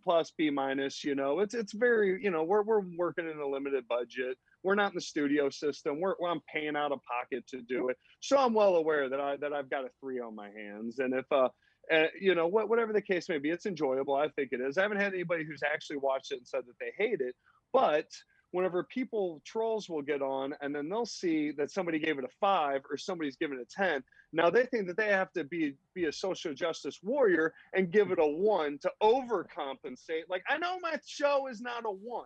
Fuck you. I did not make a 1. I am not the star of a 1 show. Like, yeah, 3. Okay, I'll take that. 3.5. Yeah, now we're in the ballpark. But like, fuck you. If you really want to talk that much crap, I would love to see you make better. So it is tough. Whenever you just get ridiculed, and they're like, nobody's believable, and that guy was terrible. I'm like, I really thought I did a good job. Do they not like me? It's like, do not read the YouTube reviews. They will bring you down. They will hurt your feelings.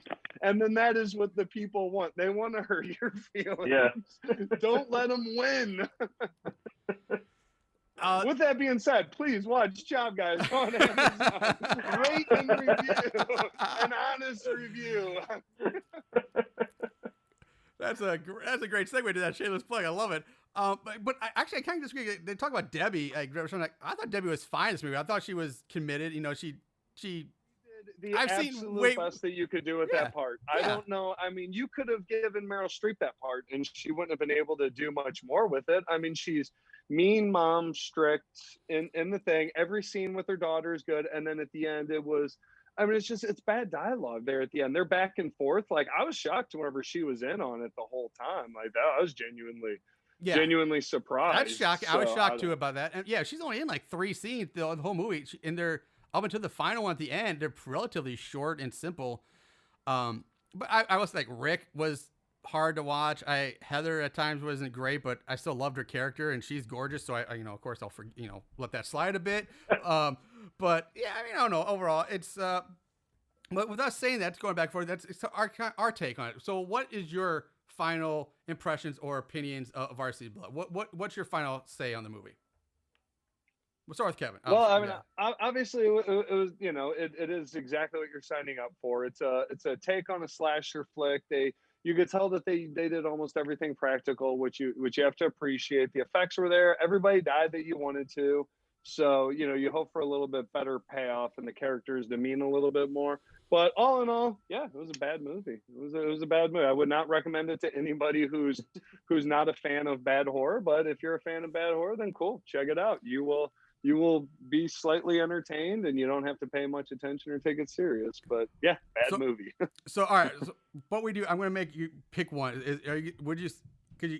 For horror people, yes, but so is it so bad it's good or so bad it's scary for you? Yes. What you can say? Watch it once or just skip it. It is something I would not recommend watching it by yourself or taking it too serious. Like I say, if you're a serious connoisseur, do not sit there and watch it expecting something good. Watch with somebody and laugh and make comments. It's definitely one that they could use some commentary if there's 3 people sitting in a room laughing at, or if you make a drinking game out of one of those. It's almost so bad it's good, because you could tell that it was just not something that you would want to like be proud of. Like, I hope that the filmmakers do watch. Like, yeah, that was fun. Like, we knew what we were doing. Because I had I think it was the very first horror movie that I ever did. I remember it was funny. We premiered it on Halloween night. And I went to this movie. It was called Crybaby. I don't think it ever came out. Sadly, the director passed not much after it. But I played a cop, and I auditioned for the role. Got the part. Went to filming, and I remember there was even a scene where I was supposed to like drop a gas can because we're supposed to gas somebody. And I had no gas can, so I just did like a sleight of hand and kind of turned my back to camera and pretended like I pulled a gas can out of my ass, I guess, and then just kind of like dropped it. And then they just added the sound effect. And I'm reading the script. I was like, okay, well, when are we going to do the second part of the scene? They're like, oh, we already filmed that. I go, what do you mean we are? Because we go down into a sewer. And I'm like, what do you mean you already filmed it? They're like, oh yeah, we did that with another actor, and he wasn't available today, so we called you, and you had a uniform that kind of looked like his, and you kind of look like him. I'm like, so I'm playing the same character that now that I've dropped the gas in, I've entered this tunnel. Now it's a different guy. And then we went to the movie theater to see it, and I have no idea. I just filmed one day on it. So I go to the movie theater, and it was kind of like that scene from The Disaster Artist that people start laughing, and then by the end we're just laughing our asses off because it was so bad. It was like this crybaby killer. It was this big guy that like they called him a crybaby whenever he was a child. So it was kind of like a Michael Myers type thing where so just by them making fun of him by bullying, he went into an insane asylum. But then he grew up to be like 6'9" and 400 pounds, and now he just brutally murders just with his bare hands. And then he even like ripped a guy's arm off and slapped him with it, and it was totally a fake arm. I mean, it was hilarious. And then it was like The Disaster Artist in the sense that the director, he thought that he was making a real scary movie, and then he realized that the crowd interaction, and he's just like, he got up there for the speech afterwards. He's like, well, that's not the response I was hoping for, but y'all seem to enjoy it. I've never seen so many people laugh at a horror movie before. And it was like that. And I love that he embraced it. He was like, yep, that's good. Yeah. Yep, there it is. Terrible movie. Thanks for coming. You'll never see it because it's never going to get distribution. It's that bad. So. Oh, bummer. All right, so I'm going to say, I'm going to put you down as so bad scary then overall. You're like there you go. All right. Yeah, that's pretty good. All right, Aaron, what's your final take? You know, I kind of enjoyed the movie at times, but I just feel like it just needed a little more heart. It was like the dialogue wasn't bad. It's kind of, but it just seemed like I think Kevin kind of nailed it. It's like you could tell that they just did one take. If they were able to sharpen it up a little bit, it could have been really good. And it didn't have very much humor at all. You really didn't get a chance to breathe and kind of like have a moment of levity. It was always pretty serious, and people were mean, and people were getting killed. It's like I need a little laugh. I need a little levity. You know, give me some comic relief. Not one character was comic relief. No, that's a good point. That's a great point. Yeah, and but on the other side, it is a horror movie. The kills are pretty decent. The special effects were well done for an indie horror movie. But I didn't like anybody. Even Heather or you know, our final girl. I really didn't care. You know, I really didn't feel like a good connection to any of the characters. So I'm gonna say so bad it's scary. This one you could skip. I mean, if you really want to check it out, yeah, it's got its moments here and there. But I'm gonna say, yeah, leave it in the queue. All right. For me, I'm gonna just retouch on some of the things both of you guys said that I do really agree with. Aaron, I think you made a great point that because we just did our spoof horror movie. We just did coming off our spoof bonus episode where we talked about humor and horror. And normally there's always at least one comic relief character, like the class clown, the prankster, somebody. There's some kind of moment of levity and humor in these somewhere. And this one really had none. There's really no funny lines. There's no jokes. Which is really odd for this movie, and you would think for high school, you know, it's so serious all the time. That's really an odd thing, and I think it's very lacking in this movie, and it's very obvious in this movie. I think it is because one of the reviewers I read it says the same thing. It takes itself too seriously. There's not enough there's not enough humor or light moments in this at all. But I do think they did. You know, the kills are decent. There's nothing revolutionary. It's like some kill we never seen before, something really cool. It's pretty run of the mill kills we've all seen, but they're done fine. So there's nothing wrong there. What makeup effects and gore effects there are done well. There's little of it, but it's done well. There's the chase scene with Heather I thought was good. The lighting there, the barn lighting was actually pretty decent. This blue lighting. But I'm going to say overall, like Aaron said, you guys both, and Kevin, I think you said too, the characters aren't very likable. Other than Hannah and maybe Heather, everybody else is kind of, and Bubba has a few moments. Robin's okay, but the vast majority of people you just don't care about. They're not good. You don't really root for them. The twist ending is okay. Like the mom being in on it and the stepdad, okay, that's fine. But I think overall, it's kind of going to fall into that. It's not terrible. Like when you can watch it, you can get through it. It's fine. It is what it is. But for me, it's going to fall into that forgotten category. It's just going to get confused with everything else, and it's going to get lost in the shuffle. And because of that, It wasn't bad enough to make it stand out and make like tear a blood fart leg or where you can laugh and enjoy it. So I am going to say So Bad It's Scary because it is going to be kind of lost in the shelf and forgotten about. And it doesn't really break any new ground or have any real memorable scenes or moments that are going to make like, yeah, I need to rewatch the movie for this scene or for this character. So we're going to clean sweep it here. All three are saying So Bad It's Scary for Varsity Blood. Yeah, I'm a little kind of surprised, but it is what it is. With that said, we're gonna start wrapping things up. Kevin, again, I want to say thank you so much for taking time out of your schedule. I know you're a really busy guy to sit down and do this. You were a blast. You were really great. I loved having you on. It was absolutely wonderful. If there's anything else you want to go ahead that I skipped over in the beginning, but if anything you really want to plug right now that's going on, go ahead and lay it on us and tell us what you got coming down the pipeline and what's going on. Yeah, cool. Appreciate it. Yeah, I think you covered everything earlier. I'll go ahead and hit the highlights real quick. Funny Ass Show is Future Man on Hulu. That's the Seth Rogen produced show. I played Blaze in it. All 3 seasons are available on Hulu. And then I'm currently being airing. They're doing season 7 of Tyler Perry's The Haves and the Have-Nots. I play a much more serious character in that one. So if you're into the primetime soap opera style show, that is on the Oprah Winfrey Network. That's The Haves and the Have-Nots. And then 16 Bits. It's my character Wax Waster. Please give it a follow on Facebook, Instagram. It's either 16 Bits or Wax Waster. You should be able to find it through both. Such a fun character. You guys are going to have that on your show, I hope, because it's going to be right up the alley. We're doing with it on a fraction of what the budget of tonight's movie costs, and with actors that are probably about it. Hopefully just a little bit better, but made it with a bunch of my friends, great people. Should be a lot of fun. Our effects people are having fun with it. Just so much fun. So hopefully Wax Waster will grace your guys' one day. And then Job Guys on Amazon is my action comedy series. It's a good show. It's a fun time. Episodes are only 10, 12 minutes. So it's bingeable. You could watch the whole thing. It's basically like the length of a feature film by the time you get done with it. So it's not something that's going to take you weeks or months to watch.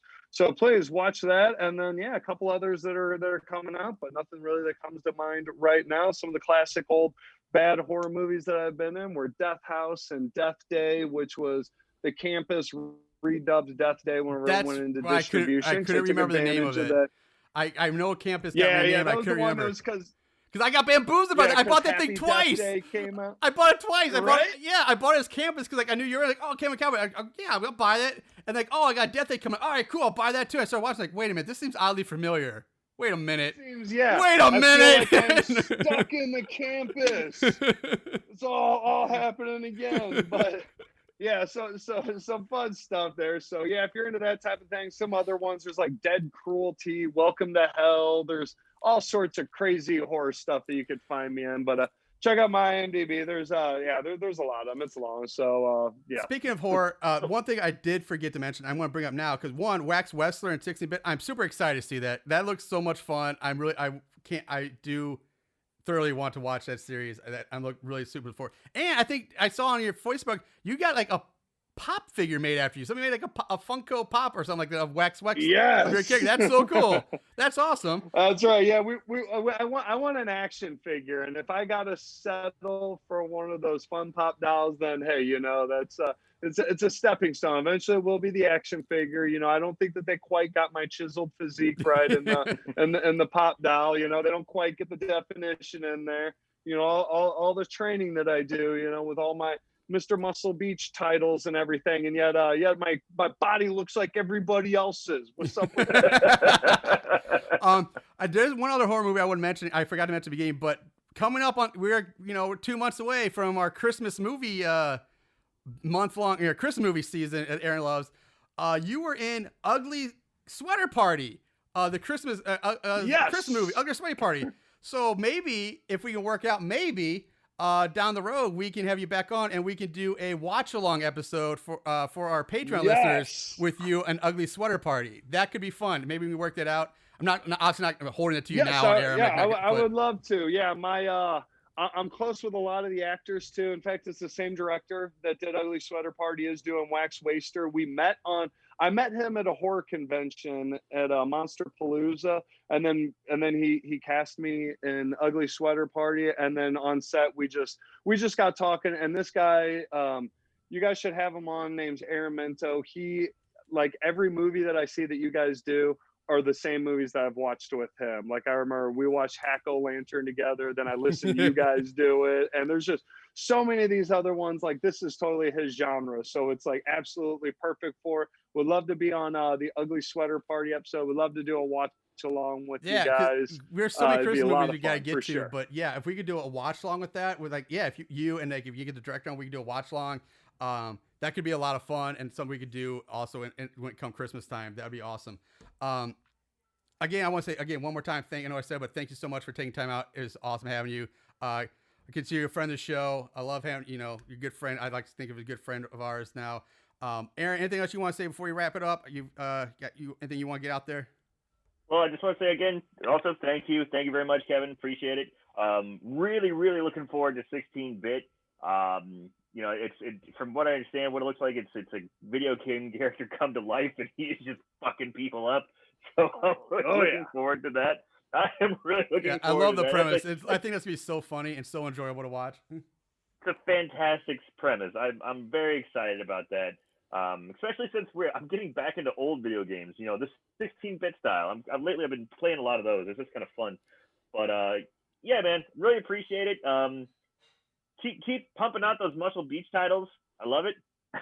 And yeah, thanks again. All right, man. That's gonna do it for us this week. So, all right, listeners, thank you very much, Movie Goods, for listening. We love you. We appreciate you. Till we're back next time, remember, watch more horror movies, and you know what to do. Like Kevin Cowber and his abs, you always keep it tight.